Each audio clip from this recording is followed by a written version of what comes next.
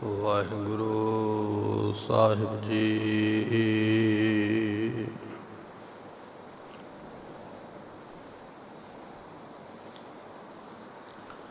ਹਰ ਜੁਗ ਜੁਗ ਭਗਤ ਉਪਾਇਆ,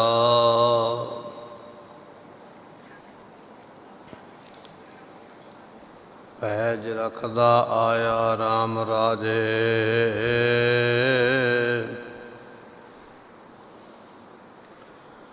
ਹਰਨਾਕਸ ਦੁਸ਼ਟ ਹਰ ਮਾਰਿਆ,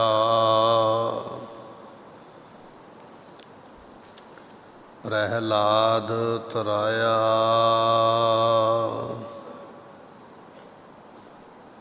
ਅਹੰਕਾਰੀਆਂ ਨਿੰਦਕਾਂ ਪਿੱਠ ਦੇ,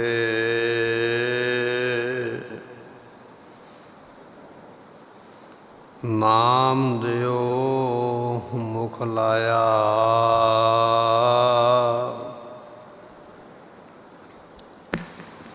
ਜਨ ਨਾਨਕ ਐਸਾ ਹਰ ਸੇਵਿਆ, ਅੰਤ ਲੈ ਛਡਾਇਆ।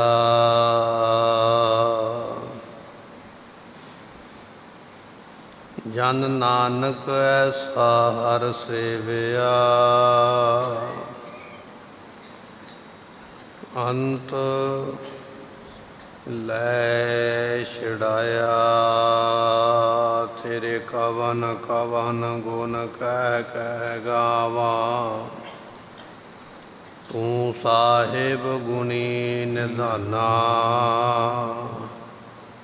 ਤੁਮਰੀ ਮਹਿਮਾ ਬਰਨ ਨ ਸਾਕੂੰ, ਤੂੰ ਠਾਕੁਰ ਊਚ ਭਗਵਾਨਾ।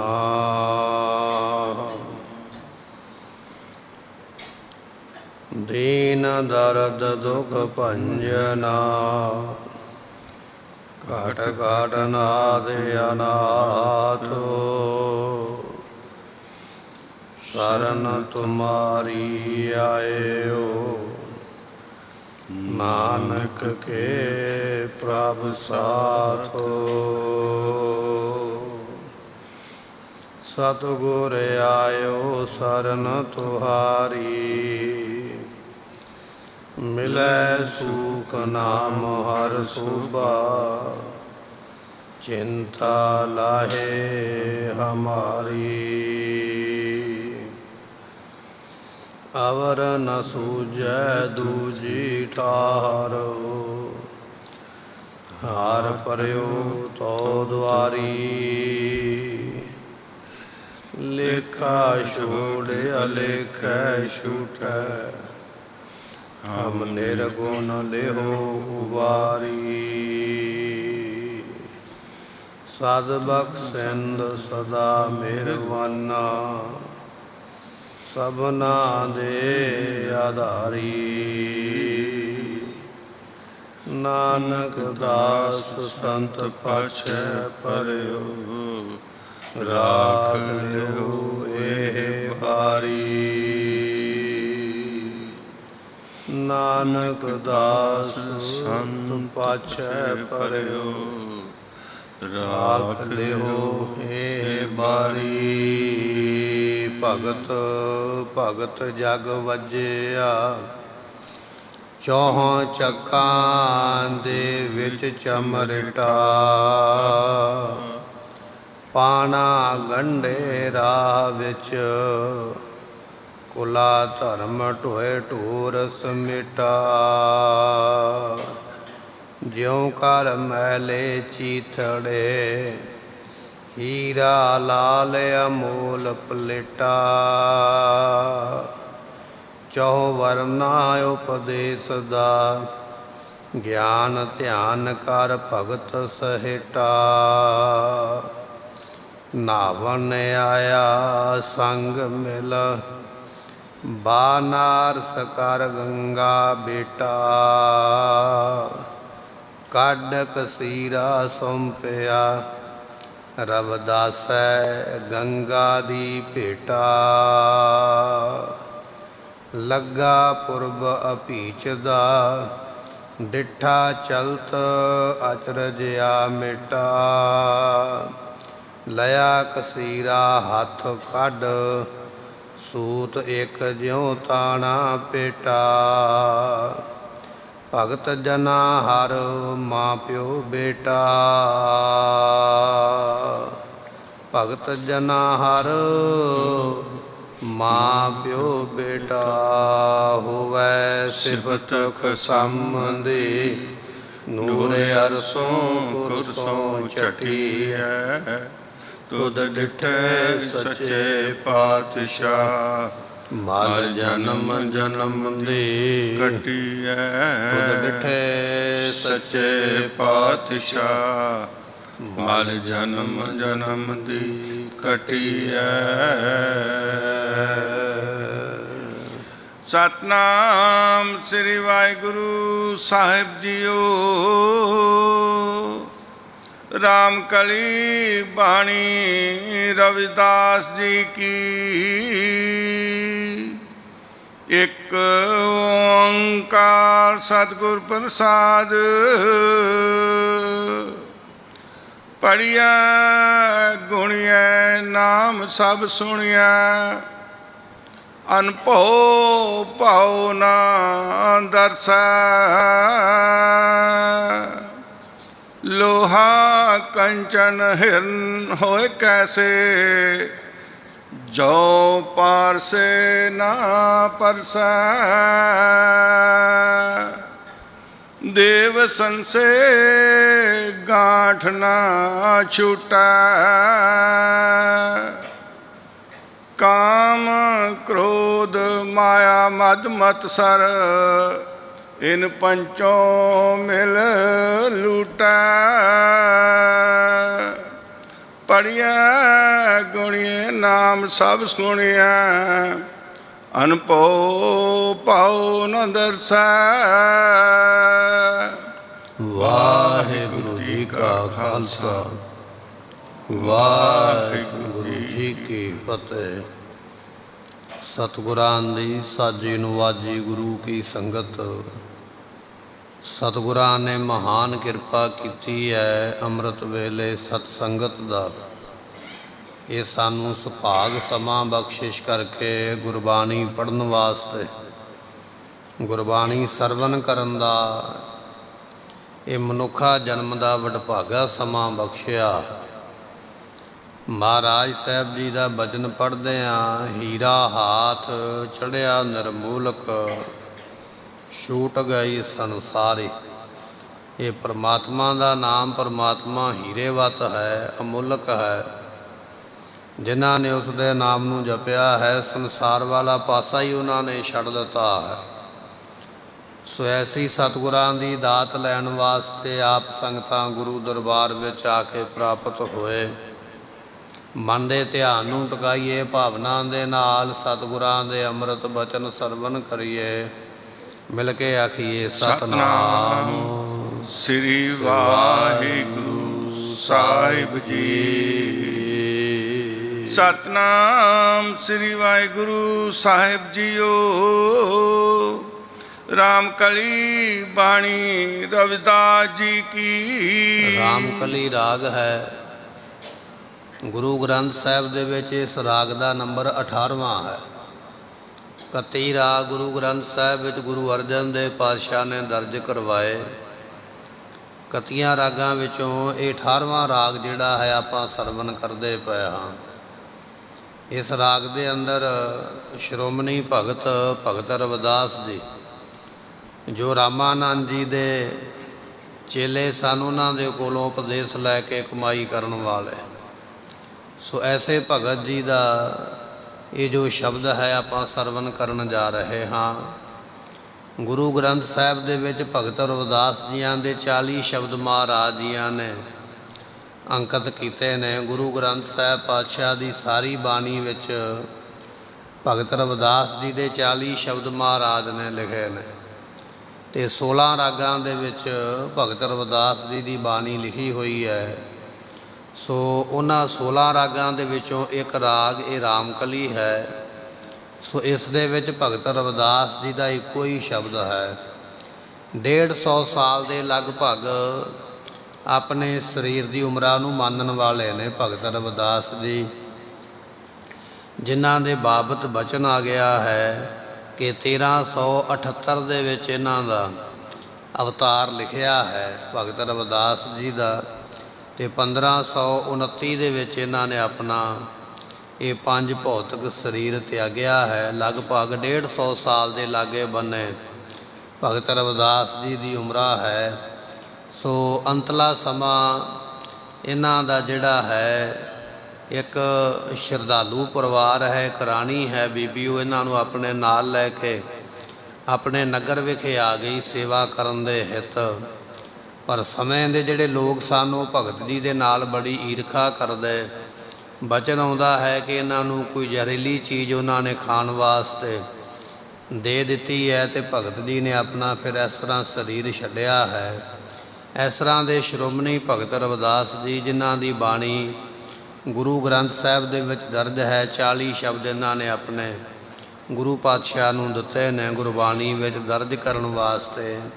ਐਸੇ ਭਗਤ ਦੀ ਬਾਣੀ ਆਪਾਂ ਸਰਵਣ ਕਰਨ ਜਾ ਰਹੇ ਹਾਂ। ਰਾਮਕਲੀ ਬਾਣੀ ਰਵਿਦਾਸ ਜੀ ਕੀ। ਰਾਮਕਲੀ ਰਾਗ ਦਾ ਨਾਮ ਹੈ ਅਤੇ ਬਾਣੀ ਰਵਿਦਾਸ ਭਗਤ ਜੀ ਦੀ ਹੈ।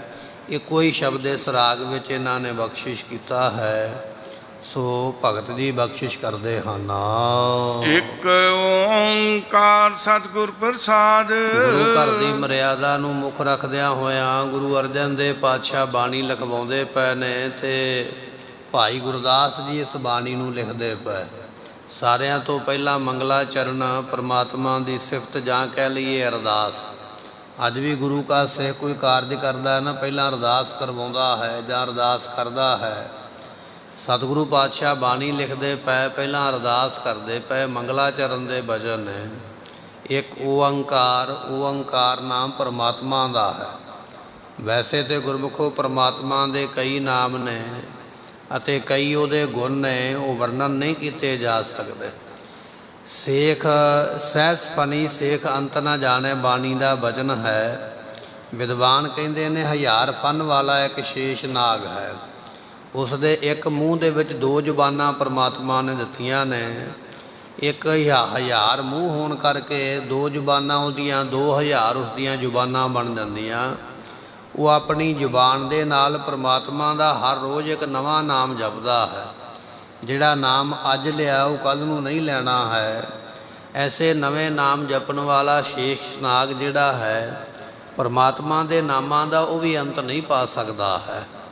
ਸੋ ਗੁਰਮੁਖੋ ਪਰਮਾਤਮਾ ਦੇ ਨਾਮ ਤੇ ਬੇਅੰਤ ਨੇ, ਪਰ ਉਹਨਾਂ ਬੇਅੰਤ ਨਾਮ ਦੇ ਵਿੱਚੋਂ ਇੱਕ ਸ਼੍ਰੋਮਣੀ ਨਾਮ ਹੈ ਓਅੰਕਾਰ। ਓਅੰਕਾਰ ਪਰਮੇਸ਼ਰ ਜੋ ਸਾਰਿਆਂ ਨੂੰ ਪਾਲਣ ਵਾਲਾ ਔਰ ਰੱਖਿਆ ਕਰਨ ਵਾਲਾ ਹੈ। ਉਸ ਦੇ ਅੱਗੇ ਮਹਾਰਾਜ ਨੇ ਏਕਾ ਲਾ ਕੇ ਦੱਸਿਆ ਵੀ ਉਹ ਇੱਕ ਹੈ।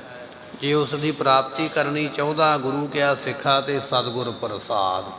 ਗੁਰੂ ਦੀ ਬਖਸ਼ਿਸ਼ ਲੈ, ਗੁਰੂ ਦੀ ਪ੍ਰਸੰਨਤਾ ਲਵੇਂਗਾ ਤਾਂ ਉਹ ਪ੍ਰਾਪਤ ਹੁੰਦਾ ਹੈ। ਪੜ੍ਹੀਏ ਗੁਣੀਏ ਨਾਮ ਸਭ ਸੁਣਿਆ। ਪੰਡਤ ਇੱਕ ਵਿਦਵਾਨ ਭਗਤ ਰਵਿਦਾਸ ਜੀ ਦੇ ਕੋਲ ਆਇਆ। ਰਵਿਦਾਸ ਜੀ ਦੇ ਕੋਲ ਆ ਕੇ ਬੈਠ ਕੇ ਕਹਿਣ ਲੱਗਾ, ਰਵਿਦਾਸ ਜੀ ਮੇਰਾ ਇੱਕ ਸਵਾਲ ਹੈ, ਆਪ ਜੀ ਉਹ ਸਵਾਲ ਦਾ ਜਵਾਬ ਜੇ ਬਖਸ਼ਿਸ਼ ਕਰ ਦੇਵੋ ਬੜੀ ਚੰਗੀ ਗੱਲ ਹੈ।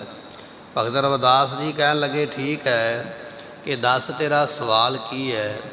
ਕਹਿਣ ਲੱਗਾ, ਜੀ ਮੇਰਾ ਸਵਾਲ ਇਹ ਹੈ ਵੀ ਜੇ ਆਪਾਂ ਗੁਰੂ ਨਾ ਬਣਾਈਏ, ਕਿਉਂਕਿ ਗੁਰੂ ਬਣਾਉਣ ਤੋਂ ਲੋਕ ਬੜੀ ਕੰਨੀ ਕਤਰਾਉਂਦੇ ਨੇ। ਗੁਰੂ ਬਣਾਉਣਾ ਪਵੇਗਾ, ਫਿਰ ਗੁਰੂ ਦੀ ਮਰਿਆਦਾ ਵੀ ਰੱਖਣੀ ਪਵੇਗੀ, ਅਤੇ ਮਰਿਆਦਾ ਰੱਖਣ ਤੋਂ ਸਾਰੀ ਦੁਨੀਆ ਡਰਦੀ ਹੈ ਵੀ ਬੰਦਿਸ਼ ਵਿੱਚ ਨਾ ਰਹਿਣਾ ਪਵੇ, ਅਸੀਂ ਖੁੱਲ੍ਹੇ ਰਹੀਏ।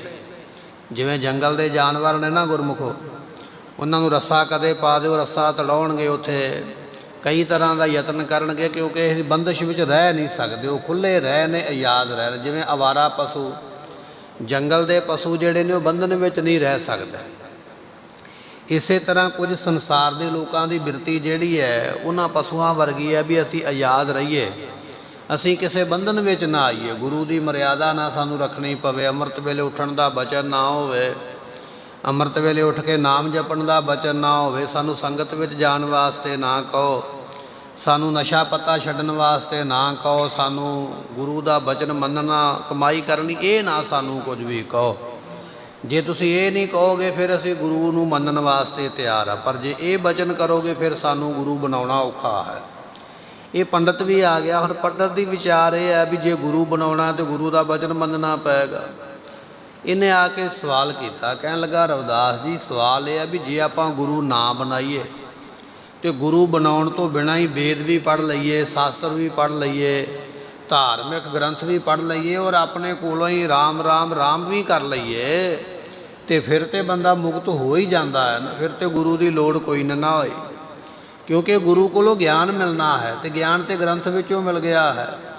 ਤੇ ਗੁਰੂ ਨੇ ਕਹਿਣਾ ਨਾਮ ਜਪੋ, ਤੇ ਨਾਮ ਮੈਂ ਗੁਰੂ ਦੇ ਕਹਿਣ ਤੋਂ ਬਿਨਾਂ ਹੀ ਜਪ ਲਿਆ ਹੈ, ਫਿਰ ਗੁਰੂ ਬਣਾਉਣ ਦੀ ਲੋੜ ਕੋਈ ਨਹੀਂ ਹੈ।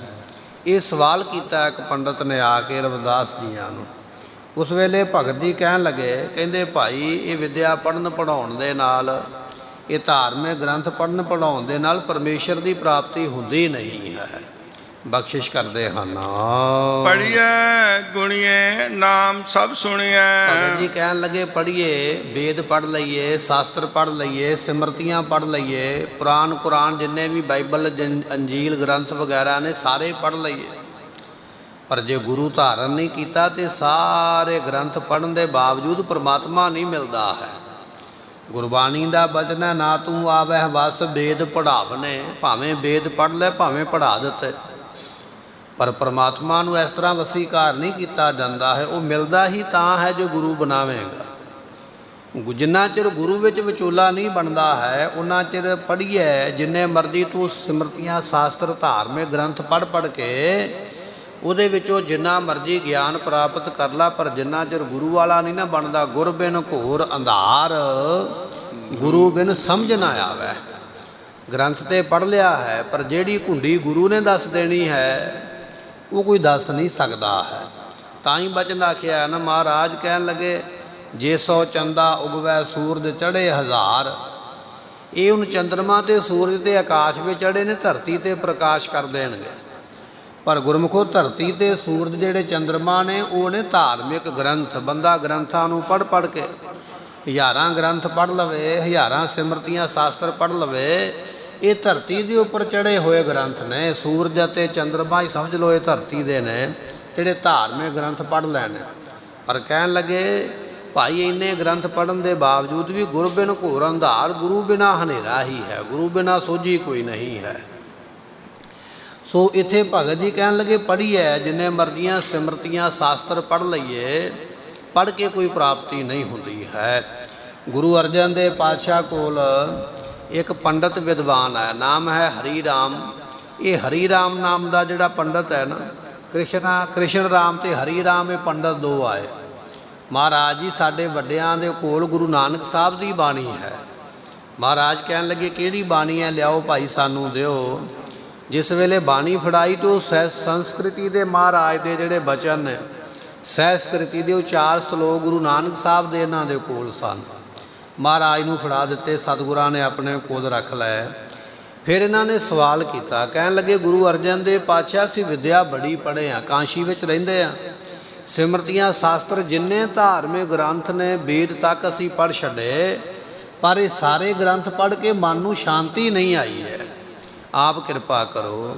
ਉਸ ਵੇਲੇ ਗੁਰੂ ਅਰਜਨ ਦੇਵ ਪਾਤਸ਼ਾਹ ਮਹਾਰਾਜ ਨੇ ਇਹਨਾਂ ਪੰਡਤ ਵਿਦਵਾਨਾਂ ਦਾ ਸਤਿਕਾਰ ਕਰਦਿਆਂ ਹੋਇਆਂ ਉਹ ਜਿਹੜੇ 4 ਸ਼ਲੋਕ ਗੁਰੂ ਨਾਨਕ ਸਾਹਿਬ ਜੀ ਦੇ ਲੈ ਕੇ ਆਏ ਸਨ। ਪੜ੍ਹ ਪੁਸਤਕ ਸੰਧਿਆ ਬਾਦੰ, ਸਿਲ ਪੂਜਿਸ ਬਗਲ ਸਮਾਦੰ, ਮੁਖ ਝੂਠ ਭੂਖਣ ਸਾਰੰ, ਤ੍ਰੈਪਾਲ ਤੇ ਹਾਲ ਵਿਚਾਰੰ, ਗਲ ਮਾਲਾ ਤਿਲਕ ਲਲਾਟੰ, ਦੋ ਧੋਤੀ ਬਸਤਰ ਕਪਾਟੰ। ਇਹ ਮਹਾਰਾਜ ਨੇ ਬਚਨ ਗੁਰੂ ਗ੍ਰੰਥ ਸਾਹਿਬ ਵਿੱਚ ਲਿਖਵਾਏ। ਤੇ ਫਿਰ ਇਹਨਾਂ ਨੂੰ ਕਹਿਣ ਲੱਗੇ ਆਓ ਤੁਹਾਨੂੰ ਵੀ ਉਪਦੇਸ਼ ਦਈਏ। ਤੇ ਮਹਾਰਾਜ ਨੇ ਫਿਰ ਸ਼ਲੋਕ ਰਚਿਆ ਸੀ, ਕਤੰਚ ਮਾਤਾ ਕਤੰਚ ਪਿਤਾ ਕਤੰਚ ਬਣਤਾ ਵਿਨੋਦ ਸੁਤਹ। ਇਹ ਸ਼ਲੋਕ ਉਚਾਰਨ ਕਰਕੇ ਇਹਨਾਂ ਦੋਨਾਂ ਪੰਡਤਾਂ ਨੂੰ ਮਹਾਰਾਜ ਨੇ ਉਸ ਵੇਲੇ ਉਪਦੇਸ਼ ਦੇ ਕੇ ਤੇ ਸ਼ਾਂਤੀ ਬਖਸ਼ਿਸ਼ ਕੀਤੀ। ਭਾਵ ਇਹ ਹੈ ਕਿ ਇਹਨਾਂ ਪੰਡਤ ਵਿਦਵਾਨਾਂ ਨੇ ਗ੍ਰੰਥ ਤੇ ਬੜੇ ਪੜ੍ਹੇ ਸਨ, ਪਰ ਬਹੁਤੇ ਗ੍ਰੰਥ ਪੜ੍ਹ ਕੇ ਮਨ ਨੂੰ ਸ਼ਾਂਤੀ ਨਹੀਂ ਆਈ ਹੈ। ਮਨ ਦੀ ਸ਼ਾਂਤੀ ਗੁਰੂ ਦੇ ਉਪਦੇਸ਼ ਨਾਲ ਆਈ ਹੈ। ਭਗਤ ਰਵਿਦਾਸ ਜੀ ਬਚਨ ਕਰਦੇ ਪਏ, ਕਹਿਣ ਲੱਗੇ ਪੜ੍ਹੀਏ ਜਿੰਨੇ ਮਰਜ਼ੀ ਗੁਰੂ ਉਪਦੇਸ਼ ਤੋਂ ਬਿਨਾਂ ਸਿਮਰਤੀਆਂ ਸ਼ਾਸਤਰ ਧਾਰਮਿਕ ਗ੍ਰੰਥ ਪੜ੍ਹ ਲੈਣਾ ਕਰ। ਪੜ੍ਹੀਐ ਗੁਣੀਐ ਨਾਮ ਸਭ ਸੁਣੀਐ। ਗੁਣੀਏ ਤੋਂ ਭਾਵ ਹੁੰਦਾ ਗੁਰਮੁਖੋ ਗ੍ਰੰਥ ਜੇ ਪੜ੍ਹ ਲਿਆ ਤੇ ਫਿਰ ਉਹਦੀ ਵਿਚਾਰ ਕਰਨੀ। ਪੰਡਤ ਵਿਦਵਾਨ ਜਿਹੜੇ ਨਾ 12 ਕਮਰਿਆਂ ਦੇ ਅੰਦਰ ਜਾ ਕੇ, ਕਮਰੇ ਦੇ ਅੰਦਰ ਕਮਰਾ, ਫਿਰ ਅੰਦਰ ਕਮਰਾ, ਇਸ ਤਰ੍ਹਾਂ 12 ਕਮਰਿਆਂ ਦੇ ਅੰਦਰ ਜਾ ਕੇ ਤਾਲੇ ਮਰਵਾ ਕੇ ਤੇ ਬੜੇ ਐ ਸ਼ਾਂਤੀ ਵਾਲੀ ਥਾਂ ਤੇ ਬੈਠ ਕੇ ਸ਼ਾਸਤਰਾਂ ਦੀ, ਸਿਮਰਤੀਆਂ ਦੀ, ਵੇਦਾਂ ਦੀ ਵਿਚਾਰ ਕਰਦੇ ਕਿ ਸਾਨੂੰ ਬਾਹਰੋਂ ਨਿੱਕੇ ਜਿੰਨੇ ਖੜਕੇ ਦੀ ਸ਼ੋਰ ਦੀ ਆਵਾਜ਼ ਨਾ ਕੰਨਾਂ ਵਿੱਚ ਕਿਤੇ ਪੈ ਜਾਵੇ। ਉਸ ਅਵਸਥਾ ਦੇ ਵਿੱਚ ਜਾ ਕੇ ਵੇਦਾਂ ਦੀ ਵਿਚਾਰ ਕੀਤੀ ਜਾਂਦੀ ਹੈ। ਮਹਾਰਾਜ ਕਹਿਣ ਲੱਗੇ ਭਾਈ ਇੰਨੇ ਤਾਲੇ ਮਰਵਾ ਕੇ, ਇੰਨਾ ਅੰਦਰ ਜਾ ਕੇ ਗੁਫਾ ਦੇ ਵਿੱਚ ਬੈਠ ਕੇ ਗ੍ਰੰਥਾਂ ਨੂੰ ਪੜ੍ਹ ਕੇ ਉਹਨਾਂ ਦੇ ਭਾਵੇਂ ਵਿਚਾਰ ਲੈਣਾ ਕਰ। ਨਾਮ ਸਭ ਸੁਣਿਆ ਅਤੇ ਪਰਮੇਸ਼ਰ ਦਾ ਨਾਮ ਸੁਣਨਾ ਕਰ। ਰੱਬ ਦਾ ਨਾਮ ਵੀ ਸੁਣ ਲਿਆ ਹੈ। ਗ੍ਰੰਥ ਵਿੱਚ ਲਿਖਿਆ ਵੀ ਨਾਮ ਜਪਣ ਦਾ ਬੜਾ ਭਾਰੀ ਫਲ ਹੈ, ਨਾਮ ਦੇ ਸੁਣਨ ਦਾ ਬੜਾ ਫਲ ਹੈ। ਤੇ ਉਸ ਵੇਲੇ ਕੁਝ ਬੰਦੇ ਕੋਲ ਰੱਖ ਲੈ, ਕਹਿਣ ਲੱਗਾ ਤੁਸੀਂ ਮੈਨੂੰ ਨਾਮ ਹੀ ਸੁਣਾਉਣਾ ਹੈ। ਉਹ ਕੋਲ ਬੈਠੇ ਹੋਏ ਚੇਲੇ ਆਖਦੇ ਰਾਮ ਰਾਮ ਰਾਮ, ਤੇ ਸੁਣਦਾ ਪਿਆ ਹੈ। ਜਿਵੇਂ ਅੱਜ ਕੱਲ੍ਹ ਗੁਰਮੁਖੋ ਨਵਾਂ ਸਾਧਨ ਹੈ ਵੀ ਆਪਾਂ ਮੋਬਾਈਲ ਦੇ ਉੱਪਰ ਜਾਂ ਕਿਸੇ ਹੋਰ ਡੈਕ ਵਗੈਰਾ 'ਤੇ CD ਵਗੈਰਾ 'ਤੇ ਲਾ ਲੈਂਦੇ ਹਾਂ ਸੁਣਨ ਵਾਸਤੇ। ਰਾਮ ਰਾਮ ਸਾਨੂੰ ਸੁਣਾਈ ਦਿੰਦਾ ਹੈ। ਭਗਤ ਰਵਿਦਾਸ ਜੀ ਕਹਿਣ ਲੱਗੇ ਇਸ ਤਰ੍ਹਾਂ ਸੁਣ ਵੀ ਲਿਆ ਹੈ, ਰੱਬ ਦੇ ਨਾਮ ਨੂੰ ਸੁਣ ਵੀ ਲਿਆ ਹੈ, ਪੜ੍ਹ ਵੀ ਲਿਆ ਹੈ ਗ੍ਰੰਥਾਂ ਨੂੰ, ਔਰ ਗ੍ਰੰਥਾਂ ਦੀ ਵਿਚਾਰ ਵੀ ਕਰ ਲਈ ਹੈ। ਅਨਭਉ ਭਾਉ ਨ ਦਰਸੈ। ਪਰ ਗੁਰਮੁਖੋ ਅਨਭਉ ਭਾਉ ਜਿਹੜਾ ਪ੍ਰਕਾਸ਼ ਉਹ ਪਰਮਾਤਮਾ ਦਿਸਿਆ ਫਿਰ ਵੀ ਨਹੀਂ ਹੈ। ਗ੍ਰੰਥ ਵੀ ਪੜ੍ਹ ਲਏ ਨੇ, ਪਰਮਾਤਮਾ ਨਹੀਂ ਦਿਸਿਆ। ਗ੍ਰੰਥਾਂ ਦੀ ਵਿਚਾਰ ਵੀ ਕਰ ਲਈ ਹੈ, ਪਰਮਾਤਮਾ ਨਹੀਂ ਦਿਸਿਆ। ਲੋਕਾਂ ਦੇ ਕੋਲੋਂ ਰਾਮ ਰਾਮ ਸੁਣ ਵੀ ਲਿਆ ਹੈ ਤਾਂ ਵੀ ਰੱਬ ਨਹੀਂ ਦਿਸਿਆ ਹੈ। ਆਪ ਵੀ ਰਾਮ ਰਾਮ ਕਰ ਲਿਆ ਹੈ ਤਾਂ ਵੀ ਪਰਮਾਤਮਾ ਨਹੀਂ ਦਿਸਿਆ ਹੈ।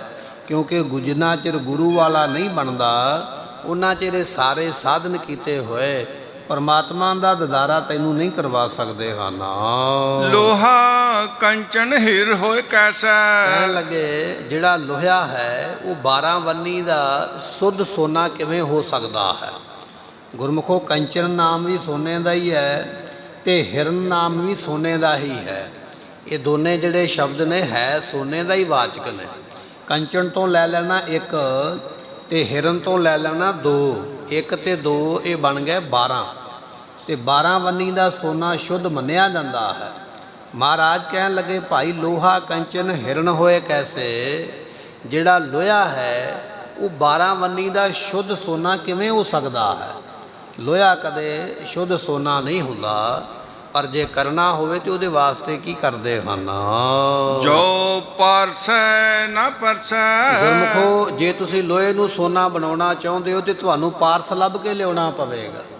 ਪਾਰਸ ਦੇ ਨਾਲ ਲੋਹਾ ਛੂ ਜਾਏਗਾ ਤੇ ਫਿਰ ਉਹ ਲੋਹਾ 12 ਵੰਨੀ ਦਾ ਸ਼ੁੱਧ ਸੋਨਾ ਬਣੇਗਾ। ਪਰ ਜੇ ਪਾਰਸੀ ਕੋਲ ਨਾ ਹੋਵੇ ਤੇ ਫਿਰ ਸੋਨਾ ਕਿਵੇਂ ਬਣਾਓਗੇ। ਐਸੇ ਤਰ੍ਹਾਂ ਗੁਰਮੁਖੋ ਇਹ ਇੱਕ ਉਦਾਹਰਣ ਹੈ। ਇਹ ਜਿਹੜਾ ਜੀਵ ਹੈ ਇਹ ਪਰਮੇਸ਼ਰ ਰੂਪ ਉਹਨਾਂ ਚਿਰ ਨਹੀਂ ਹੋ ਸਕਦਾ ਜਿੰਨਾ ਚਿਰ ਗੁਰੂ ਰੂਪੀ ਪਾਰਸ ਦੇ ਨਾਲ ਨਹੀਂ ਛੂ ਜਾਂਦਾ ਹੈ। ਇਹ ਉਦਾਹਰਣ ਹੈ ਸਮਝਣ ਵਾਸਤੇ ਕਿ ਲੋਹਾ ਸੋਨਾ ਤਾਂ ਬਣੇਗਾ ਜੇ ਤੁਹਾਡੇ ਕੋਲ ਪਾਰਸ ਹੈ, ਪਾਰਸ ਦੇ ਨਾਲ ਛੂ ਕੇ ਬਣਨਾ ਹੈ। ਅਸੀਂ ਜਿੰਨੇ ਵੀ ਸੰਸਾਰੀ ਜੀਵ ਹਾਂ ਅਸੀਂ ਸਾਰੇ ਲੋਹੇ ਵਰਗੇ ਹੀ ਹਾਂ, ਸਾਡੇ ਵਿੱਚ ਮੈਲਾਂ ਹੀ ਮੈਲਾਂ ਨੇ। ਪਰ ਜੇ ਅਸੀਂ ਆਪਣੇ ਆਪ ਨੂੰ ਸੋਨਾ ਬਣਾਉਣਾ ਚਾਹੁੰਦੇ ਹਾਂ ਤੇ ਫਿਰ ਸਾਨੂੰ ਗੁਰੂ ਰੂਪੀ ਪਾਰਸ ਨੂੰ ਲੱਭਣਾ ਪਵੇਗਾ। ਗੁਰੂ ਦੇ ਚਰਨਾਂ ਦੇ ਨਾਲ ਜਦੋਂ ਛੂਹ ਜਾਵਾਂਗੇ ਨਾ ਉਸ ਵੇਲੇ ਸਾਡੇ ਅੰਦਰ ਨਾਮ ਦੀ ਝਰਨਾਹਟ ਪੈਦਾ ਹੋ ਜਾਏਗੀ, ਨਾਮ ਹੀ ਨਾਮ ਚੱਲ ਪਵੇਗਾ। ਫਿਰ ਇਹ ਜਿਹੜਾ ਜੀਵ ਹੈ ਉਹ ਪ੍ਰਮਾਤਮਾ ਦਾ ਰੂਪ ਹੋ ਜਾਏਗਾ। ਪਰ ਬਚਨ ਇਹ ਆ ਗੁਰਮੁਖੋ ਲੋਹਾ ਭਾਵੇਂ ਕਿੰਨਾ ਵੀ ਕੀਮਤੀ ਲੈ ਆਓ ਪਰ ਲੋਹੇ ਦੀ ਕੀਮਤ ਸੋਨੇ ਜਿੰਨੀ ਨਹੀਂ ਪੈ ਸਕਦੀ ਹੈ। ਤਾਂ ਪਵੇਗੀ ਜੇ ਪਾਰਸ ਨੂੰ ਛੂਹੇਗਾ। ਇਸੇ ਤਰ੍ਹਾਂ ਅਸੀਂ ਸੰਸਾਰੀ ਜੀਵ ਸਾਡੀ ਕੀਮਤ ਲੋਹੇ ਵਰਗੀ ਹੈ ਕਿਉਂਕਿ ਸਾਡੇ ਵਿੱਚ ਮੈਲਾਂ ਨੇ। ਪਰ ਜੇ ਗੁਰੂ ਰੂਪੀ ਪਾਰਸ ਨੂੰ ਛੂਹ ਜਾਵਾਂਗੇ, ਗੁਰੂ ਦਿਵਾਲੇ ਬਣ ਜਾਵਾਂਗੇ, ਫਿਰ ਗੁਰੂ ਪਾਤਸ਼ਾਹ ਕਿਰਪਾ ਕਰਕੇ ਸਾਨੂੰ ਸ਼ੁੱਧ ਸੋਨੇ ਦਾ ਰੂਪ ਦੇ ਦੇਣਗੇ। ਐਸਾ ਬਣਾ ਦੇਣਗੇ ਕਿ ਸਾਡੀ ਦੁਨੀਆ ਵਿੱਚ ਕੀਮਤ ਬਣ ਜਾਂਦੀ ਹੈ। ਦੇਵ ਸੰਸੈ ਗਾਂਠ ਨਾ ਛੁਟਾ। ਸੋ ਭਗਤ ਜੀ ਕਹਿਣ ਲੱਗੇ ਹੇ ਦੇਵ ਬ੍ਰਾਹਮਣ, ਗੁਰੂ ਤੋਂ ਬਿਨਾ ਸੰਸਿਆਂ ਦੀ ਗਾਠ ਖੁੱਲ੍ਹਦੀ ਨਹੀਂ ਹੈ। ਜਿਹੜੇ ਸੰਸੇ ਬਣੇ ਹੋਏ ਨਾ ਅੰਦਰ, ਇਹ ਜਿਹੜੀ ਗੰਢ ਪਈ ਹੈ ਇਹ ਗੁਰੂ ਬਿਨਾ ਨਹੀਂ ਖੁੱਲ੍ਹਦੀ ਹੈ। ਭਾਵੇਂ ਗ੍ਰੰਥ ਜਿੰਨੇ ਮਰਜ਼ੀ ਪੜ੍ਹ ਲਾ, ਗ੍ਰੰਥ ਪੜ੍ਹਨ ਦੇ ਨਾਲ ਗੰਢਾਂ ਹੋਰ ਪੱਕੀਆਂ ਹੋ ਜਾਣਗੀਆਂ ਪਰ ਖੁੱਲਣਗੀਆਂ ਨਹੀਂ। ਉਹ ਗੰਢਾਂ ਉਦੋਂ ਖੁੱਲਦੀਆਂ ਜਦੋਂ ਗੁਰੂ ਕਿਰਪਾ ਕਰੇ। ਦੇਵ ਹੇ ਬ੍ਰਾਹਮਣ ਸੰਸੈ ਗਾਂਠ ਨਾ ਛੂਟੈ। ਇਹ ਜਿਹੜੀ ਸੰਸਿਆਂ ਦੀ ਗੰਢ ਹੈ ਨਾ ਭਾਈ, ਮਨ ਦੇ ਵਿੱਚ ਭਰਮ ਪੈ ਜਾਣ, ਇਹ ਭਰਮਾਂ ਦੀਆਂ ਗੰਢਾਂ ਖੁੱਲ੍ਹਦੀਆਂ ਨਹੀਂ, ਸਗੋਂ ਹੋਰ ਪੀੜੀਆਂ ਹੋ ਜਾਂਦੀਆਂ, ਹੋਰ ਮਜ਼ਬੂਤ ਹੋ ਜਾਂਦੀਆਂ। ਫਿਰ ਬਖਸ਼ਿਸ਼ ਕਰਦੇ ਹਨ। ਦੇਵ ਸੰਸੈ ਗਾਂਠ ਨਾ ਛੂਟਾ। ਗੁਰਮੁਖੋ ਦੇਵ ਨਾਮ ਹੈ ਪ੍ਰਕਾਸ਼ ਦਾ, ਜੋ ਪ੍ਰਕਾਸ਼ ਸਰੂਪ ਪਰਮਾਤਮਾ ਹੈ। ਦੇਵ ਜਿਹੜਾ ਸ਼ਬਦ ਹੈ ਨਾ, ਦੇਵ ਦਾ ਅਰਥ ਪ੍ਰਕਾਸ਼ ਹੈ। ਜਿਵੇਂ ਆਪਾਂ ਕਹਿ ਦਿੰਦੇ ਹਾਂ ਗੁਰੂ ਅਰਜਨ ਦੇਵ ਜੀ, ਗੁਰੂ ਨਾਨਕ ਦੇਵ ਜੀ, ਦੇਵ ਸ਼ਬਦ ਆਉਂਦਾ ਸਾਡੇ ਮਨ ਵਿੱਚ ਇਹ ਹੁੰਦਾ ਵੀ ਦੇਵਤੇ ਦੇਵਤੇ ਨੂੰ ਕਹਿੰਦੇ, ਵੀ ਗੁਰੂ ਨਾਨਕ ਸਾਹਿਬ ਨੂੰ ਦੇਵਤਾ ਕਹਿ ਰਹੇ ਨੇ, ਗੁਰੂ ਅਰਜਨ ਸਾਹਿਬ ਨੂੰ ਦੇਵਤਾ ਕਹਿ ਰਹੇ। ਨਹੀਂ ਭਾਈ, ਦੇਵ ਨਾਮ ਹੈ ਪ੍ਰਕਾਸ਼ ਦਾ। ਪ੍ਰਕਾਸ਼ ਸਰੂਪ ਕੌਣ ਹੈ? ਪਰਮਾਤਮਾ। ਜੋ ਪਰਮਾਤਮਾ ਦਾ ਰੂਪ ਨੇ ਉਹ ਨੇ ਗੁਰੂ ਨਾਨਕ ਸਾਹਿਬ ਜੀ। ਪਰ ਕੁਝ ਲੋਕ ਐਸੇ ਨਾਮ ਦੇ ਵਿੱਚੋਂ ਵੀ ਭੁਲੇਖਾ ਪਾਉਣ ਦਾ ਯਤਨ ਕਰਦੇ। ਲਓ ਜੀ, ਇਹ ਤੇ ਜਿਹੜਾ ਹੈ ਬ੍ਰਾਹਮਣਵਾਦ ਫੈਲ ਗਿਆ ਹੈ, ਗੁਰੂ ਨਾਨਕ ਸਾਹਿਬ ਦੇ ਨਾਮ ਦੇ ਨਾਲ ਦੇਵ ਲਾ ਦਿੱਤਾ ਹੈ। ਇਸ ਤਰ੍ਹਾਂ ਦਾ ਨਵੇਂ ਤੋਂ ਨਵਾਂ ਸੰਸਾ ਪੈਦਾ ਹੋ ਜਾਂਦਾ। ਗੁਰਮੁਖੋ ਦੇਵ ਨਾਮ ਪ੍ਰਕਾਸ਼ ਦਾ ਹੈ। ਜਦੋਂ ਗ੍ਰੰਥਾਂ ਨੂੰ ਪੜ੍ਹਾਂਗੇ ਨਾ, ਉਹਦੇ ਵਿੱਚੋਂ ਅਰਥ ਇਹ ਮਿਲਦਾ ਹੈ। ਸੋ ਮਹਾਰਾਜ ਕਹਿਣ ਲੱਗੇ ਦੇਵ, ਦੇਵ ਜੋ ਪ੍ਰਕਾਸ਼ ਸਰੂਪ ਪਰਮਾਤਮਾ ਹੈ। ਸੰਸੈ ਗਾਂਠ ਨਾ ਛੂਟੈ। ਕਰਤਾ ਤੇ ਭੁਗਤਾ ਦੀ ਇਹ ਜਿਹੜੀ ਗੰਢ ਹੈ ਨਾ, ਇਹ ਗੁਰੂ ਬਿਨਾਂ ਨਹੀਂ ਛੁੱਟਦੀ ਹੈ। ਕਰਤਾ ਕੌਣ ਹੈ? ਜੀਵ। ਕਰਤਾ ਕੌਣ ਹੈ? ਪਰਮਾਤਮਾ। ਤੇ ਭੁਗਤਾ ਹਾਂ ਆਪਾਂ ਜੀਵ। ਇਹ ਜਿਹੜੀ ਗੰਢ ਪਈ ਹੋਈ ਹੈ ਪਰਮਾਤਮਾ ਦੇ ਨਾਲੋਂ, ਇਹ ਜੀਵ ਉਹਨਾਂ ਚਿਰ ਨਹੀਂ, ਇੰਨਾ ਚਿਰ ਇਹ ਗੰਢ ਖੁੱਲ੍ਹਦੀ ਨਹੀਂ ਹੈ ਜਿੰਨਾ ਚਿਰ ਗੁਰੂ ਕਿਰਪਾ ਨਾ ਕਰੇ। ਉਹਨਾਂ ਚਿਹਰੇ ਵਿੱਚ ਗੰਢ ਜਿਹੜੀ ਹੈ ਉਹ ਬਣੀ ਰਹਿੰਦੀ ਹੈ। ਭਾਈ ਰੇ ਗੁਰਬਿਨ ਗਿਆਨ ਨਾ ਹੋਏ, ਪੁੱਛੋ ਬ੍ਰਹਮੈ ਨਾਰਦੈ ਵੇਦ ਬਿਆਸੈ ਕੋਏ। ਬਾਣੀ ਦਾ ਬਚਨ ਹੈ ਇਹ ਭਾਈ, ਇਹ ਗੁਰੂ ਤੋਂ ਬਿਨਾਂ ਗੰਢ ਖੁੱਲ੍ਹਦੀ ਨਹੀਂ ਹੈ। ਤੁਸੀਂ ਜਾ ਕੇ ਭਾਵੇਂ ਪੁੱਛ ਲਓ ਨਾਰਦ ਮੁਨੀ ਨੂੰ, ਜਾ ਕੇ ਪੁੱਛ ਲਓ ਬਿਆਸ ਜੀਆਂ ਨੂੰ, ਜਾ ਕੇ ਹੋਰ ਇਸ ਤਰ੍ਹਾਂ ਦੇ ਜਿਹੜੇ ਧਰਮਾਤਮਾ ਗੁਰਮੁਖ ਹੋਏ ਜਿਨ੍ਹਾਂ ਨੇ ਨਾਮ ਜਪਿਆ ਹੈ। ਬ੍ਰਹਮਾ ਨੂੰ ਵੀ ਉਹਨਾਂ ਚਿਰ ਗਿਆਨ ਨਹੀਂ ਹੋਇਆ ਜਿੰਨਾ ਚਿਰ ਗੁਰੂ ਬਣਾ ਕੇ ਨਾਮ ਨਹੀਂ ਜਪਿਆ ਹੈ। ਇਸੇ ਤਰ੍ਹਾਂ ਨਾਰਦ ਮੁਨੀ, ਵੇਦਾਂ ਨੂੰ ਰਚਨ ਵਾਲੇ ਬਿਆਸ ਵਗੈਰਾ ਹੋਏ, ਗੁਰੂ ਤੋਂ ਬਿਨਾਂ ਪ੍ਰਾਪਤੀ ਨਹੀਂ ਹੈ। ਕਾਮ ਕ੍ਰੋਧ ਮਾਇਆ ਮਦ ਮਤਸਰ ਇਨ ਪੰਚੋਂ ਮਿਲ ਲੁਟੈ। ਗੁਰੂ ਪਾਤਸ਼ਾਹ ਕਹਿਣ ਲੱਗੇ ਭਾਈ ਬਚਨ ਇਹ ਹੈ, ਗੁਰ ਬਿਨ ਘੋਰ ਅੰਧਾਰ ਗੁਰੂ ਬਿਨ ਸਮਝ ਨਾ ਆਵੈ। ਗੁਰ ਬਿਨ ਸੁਰਤ ਨ ਸਿੱਧ ਗੁਰੂ ਬਿਨ ਮੁਕਤ ਨ ਪਾਵੈ। ਗੁਰ ਕਰ ਸੱਚ ਵਿਚਾਰ ਗੁਰੂ ਕਰ ਦੇ ਮਨ ਮੇਰੇ। ਭੱਟਾਂ ਦੇ ਬਚਨ ਨੇ ਗੁਰੂ ਗ੍ਰੰਥ ਸਾਹਿਬ ਦੇ ਅੰਦਰ। ਗੁਰ ਕਰ ਸ਼ਬਦ ਸਪੰਨ ਅਗਨ ਕਟੇ ਸਭ ਤੇਰੇ। ਗੁਰੂ ਤੇਰੇ ਸਾਰੇ ਪਾਪ ਕੱਟਦਾ ਹੈ। ਗੁਰੂ ਬਿਨਾਂ ਸਮਝ ਨਹੀਂ ਆਉਂਦੀ ਹੈ। ਗੁਰ ਨੈਣ ਬੈਨ ਗੁਰ ਗੁਰ ਕਰਹੁ। ਭਗਤ ਜੀ ਕਹਿਣ ਲੱਗੇ ਭਾਈ ਆਪਣੇ ਹਰ ਵੇਲੇ ਜ਼ੁਬਾਨ ਤੋਂ ਗੁਰੂ ਗੁਰੂ ਦਾ ਜਾਪ ਕਰ। ਗੁਰ ਸਤ ਕਵ ਨਲ ਕਹੈ, ਜਿਨ ਗੁਰੂ ਨਾ ਦੇਖਿਓ ਨਹੁ ਕੀਓ ਤੇ ਅਕਿਆਤ ਸੰਸਾਰ ਮੈਂ। ਜਿਨ੍ਹਾਂ ਨੇ ਗੁਰੂ ਬਣਾਇਆ ਨਹੀਂ, ਜਿਹੜੇ ਗੁਰੂ ਵਾਲੇ ਨਹੀਂ ਬਣੇ, ਉਹ ਦੁਨੀਆ ਤੇ ਆਏ ਨਿਸਫਲ ਹੀ ਨੇ, ਉਹ ਦੁਨੀਆ ਤੇ ਆਏ ਸਫਲ ਹੀ ਨਹੀਂ ਹੋਏ। ਮਹਾਰਾਜ ਕਹਿਣ ਲੱਗੇ ਇਹ ਜਿਹੜਾ ਜੀਵ ਹੈ ਗੁਰੂ ਤੋਂ ਬਿਨਾਂ ਕਾਮ ਦੀ ਬਿਰਤੀ ਵਿੱਚ ਹਰ ਵੇਲੇ ਭਰਿਆ ਹੀ ਰਹਿੰਦਾ ਹੈ। ਹਰ ਵੇਲੇ ਕਾਮ ਦੀਆਂ ਵਾਸ਼ਨਾ, ਮਾੜੀਆਂ ਵਾਸ਼ਨਾ, ਮਾੜੇ ਵਿਚਾਰ ਇਹਦੇ ਮਨ ਵਿੱਚ ਬਣੇ ਰਹਿੰਦੇ ਹਨ। ਕਾਮ ਕ੍ਰੋਧ ਮਾਇਆ ਮਦ ਮਤਸਰ। ਦੂਜਾ ਬਚਨ ਹੈ ਕ੍ਰੋਧ। ਸਾਡੀ ਪਿਆਰੀ ਚੀਜ਼ ਨੂੰ ਕੋਈ ਹੱਥ ਲਾ ਦੇਵੇ ਤੇ ਸਾਨੂੰ ਉਹ ਤੇ ਉਸੇ ਵੇਲੇ ਗੁੱਸਾ ਆ ਜਾਂਦਾ ਹੈ। ਇਹ ਕ੍ਰੋਧ ਨਾਲ ਵੀ ਜੀਵ ਭਰਿਆ ਹੋਇਆ, ਕਾਮ ਨਾਲ ਵੀ ਭਰਿਆ ਹੋਇਆ। ਤੇ ਮਦ, ਮਾਇਆ ਦਾ ਜਿਹੜਾ ਮਦ ਨਸ਼ਾ ਹੈ, ਇਹਦੇ ਨਾਲ ਵੀ ਇਹ ਜੀਵ ਭਰੇ ਹੋਏ ਨੇ। ਮਾਇਆ ਦੇ ਨਸ਼ੇ ਦੇ ਨਾਲ, ਜਾਂ ਕਹਿ ਲਈਏ ਹੰਕਾਰ ਦਾ ਨਸ਼ਾ ਹੈ। ਮੇਰੇ ਵਰਗਾ ਹੈ ਹੀ ਕੋਈ ਨਹੀਂ, ਮੈਂ ਹੀ ਸਭ ਤੋਂ ਸ਼੍ਰੋਮਣੀ ਹਾਂ, ਮੈਂ ਹੀ ਸਭ ਤੋਂ ਸ੍ਰੇਸ਼ਟ ਹਾਂ, ਮੈਨੂੰ ਹੀ ਬਹੁਤੀ ਅਕਲ ਹੈ, ਮੇਰੇ ਬਿਨਾਂ ਤੇ ਦੁਨੀਆ ਐਵੇਂ ਤੁਰੀ ਫਿਰਦੀ ਹੈ। ਇਹ ਮਦ ਕਹੀਏ ਹੰਕਾਰ ਹੈ ਇਹਦੇ ਮਨ ਵਿੱਚ ਵੀ, ਮੇਰੇ ਵਰਗਾ ਕੋਈ ਨਹੀਂ ਹੈ। ਕਾਮ ਕ੍ਰੋਧ, ਕਦੇ ਕਾਮ ਦੀ ਬਿਰਤੀ ਪ੍ਰਬਲ ਹੋ ਜਾਂਦੀ ਹੈ, ਕਦੇ ਕ੍ਰੋਧ ਦੀ, ਕਦੇ ਮਾਇਆ ਦੇ ਫੁਰਨੇ ਬਣ ਲੱਗ ਪੈਂਦੇ, ਕਦੇ ਮਦ ਕਹੀਏ ਹੰਕਾਰ ਆਉਣ ਲੱਗ ਪੈਂਦਾ ਹੈ। ਇਹ ਔਗੁਣਾਂ ਦਾ ਭਰਿਆ ਹੈ। ਮਾਇਆ ਮਦ ਮਤਸਰ। ਇਸੇ ਤਰ੍ਹਾਂ ਮਤਸਰ ਨਾਮ ਗੁਰਮੁਖੋ ਈਰਖਾ ਦਾ ਹੈ। ਕਈ ਵਾਰੀ ਸਾਡੀ ਇੰਨੀ ਈਰਖਾ ਵੱਧ ਜਾਂਦੀ ਹੈ, ਸਾਨੂੰ ਆਪਣਾ ਨਿਤਨੇਮ ਭੁੱਲ ਜਾਂਦਾ ਹੈ, ਆਪਣੀ ਸੰਗਤ ਭੁੱਲ ਜਾਂਦੀ ਹੈ, ਆਪਣਾ ਜੀਵਨ ਵੀ ਭੁੱਲ ਜਾਂਦਾ ਹੈ ਵੀ ਮੈਂ ਹਾਂ ਕੀ ਅਤੇ ਮੇਰਾ ਜੀਵਨ ਕੀ ਹੈ। ਈਰਖਾ ਦੇ ਵਿੱਚ ਇੰਨਾ ਪੈ ਗਿਆ, ਆਪਣੀ ਸਾਰੀ ਬੰਦਗੀ, ਜਾਪ ਤਪ, ਆਪਣਾ ਸੁਭਾਅ, ਜੀਵਨ ਸਭ ਕੁਝ ਹੀ ਬਦਲ ਲੈਂਦਾ ਹੈ। ਈਰਖਾ ਦੇ ਨਾਲ ਫਿਰ ਵੈਰ ਵਿਰੋਧ ਕਰਨ ਲੱਗ ਪੈਂਦਾ ਹੈ। ਇਸ ਤਰ੍ਹਾਂ ਜੀਵ ਈਰਖਾ ਦਾ ਭਰਿਆ ਹੋਇਆ ਹੈ। ਇਨ ਪੰਚੋਂ ਮਿਲ ਲੁਟੇ। ਇਸ ਤਰ੍ਹਾਂ ਇਹ ਜਿਹੜੇ ਪੰਜ ਨੇ ਵਿਕਾਰ, ਇਹ ਗੁਰੂ ਤੋਂ ਬਿਨਾ ਭਾਈ ਲੁੱਟਦੇ ਹੀ ਪਏ ਸਾਰਿਆਂ ਨੂੰ, ਕਿਸੇ ਨੂੰ ਇਹਨਾਂ ਨੇ ਨਹੀਂ ਬਖਸ਼ਿਆ ਹੈ। ਗੁਰੂ ਰੱਖਿਆ ਕਰ ਲੈਂਦਾ, ਕਾਮ ਤੋਂ ਰੱਖਿਆ ਕੀਤੀ ਨਾ। ਗੁਰੂ ਗੋਬਿੰਦ ਸਿੰਘ ਮਹਾਰਾਜ ਜੀ ਭਾਈ ਜੋਗਾ ਜੀ ਦੇ ਦਰਵਾਜ਼ੇ ਤੇ ਖੜੇ ਹੋ ਕੇ ਕਹਿਣ ਲੱਗੇ, ਜੋਗਿਆ ਰਸਤਾ ਤੇਰਾ ਨਹੀਂ ਭਾਈ, ਇਹ ਵਿਕਾਰੀਆਂ ਦਾ ਰਸਤਾ, ਜਾ ਅਨੰਦਪੁਰ ਸਾਹਿਬ ਨੂੰ ਚਲੇ ਜਾ। ਇਹ ਗੁਰੂ ਕਿਰਪਾ ਕਰ ਦਿੰਦਾ ਹੈ। ਗੁਰੂ ਕ੍ਰੋਧ ਨਹੀਂ ਆਉਣ ਦਿੰਦਾ, ਕ੍ਰੋਧ ਤੋਂ ਵੀ ਮਹਾਰਾਜ ਬਖਸ਼ ਲੈਂਦੇ, ਗੁੱਸੇ ਤੋਂ ਮਹਾਰਾਜ ਬਚਾ ਲੈਂਦੇ। ਨਹੀਂ, ਐਸਾ ਗੁੱਸੇ ਵਾਲਾ ਬਚਨ ਨਹੀਂ ਕਰਨਾ ਹੈ। ਭਾਈ ਮਤੀ ਦਾਸ ਕਹਿਣ ਲੱਗੇ, ਮਹਾਰਾਜ ਹੁਕਮ ਹੋਵੇ ਸਾਰਾ ਤੁਰਕਾਨਾ ਹੀ ਖਤਮ ਕਰ ਦਈਏ, ਮੈਨੂੰ ਬੜਾ ਗੁੱਸਾ ਆ ਗਿਆ ਹੈ। ਮਹਾਰਾਜ ਕਹਿਣ ਲੱਗੇ, ਨਹੀਂ ਮਤੀ ਦਾਸ, ਆਪਾਂ ਸਾਰਿਆਂ ਨੂੰ ਕਿਉਂ ਮਾਰਨਾ ਹੈ, ਉਹਦੇ ਹੁਕਮ ਦੇ ਵਿੱਚ ਰਹਿਣਾ ਹੈ। ਇਸ ਤਰ੍ਹਾਂ ਮਹਾਰਾਜ ਕ੍ਰੋਧ ਤੋਂ ਬਚਾ ਲੈਂਦੇ। ਇਹ ਮਾਇਆ ਜਿਹੜੀ ਵੱਡਿਆਂ ਨੂੰ ਆਪਣੇ ਵਿੱਚ ਗਰਸ ਲੈਂਦੀ ਹੈ। ਗੁਰੂ ਕਿਰਪਾ ਕਰਦਾ ਹੈ ਆਪਣੇ ਸਿੱਖ ਨੂੰ, ਇਹ ਮਾਇਆ ਤੋਂ, ਇਹਨਾਂ ਪਦਾਰਥਾਂ ਤੋਂ ਵੀ ਮਹਾਰਾਜ ਕੱਢ ਲੈਂਦੇ, ਡੁੱਬਣ ਨਹੀਂ ਦਿੰਦੇ।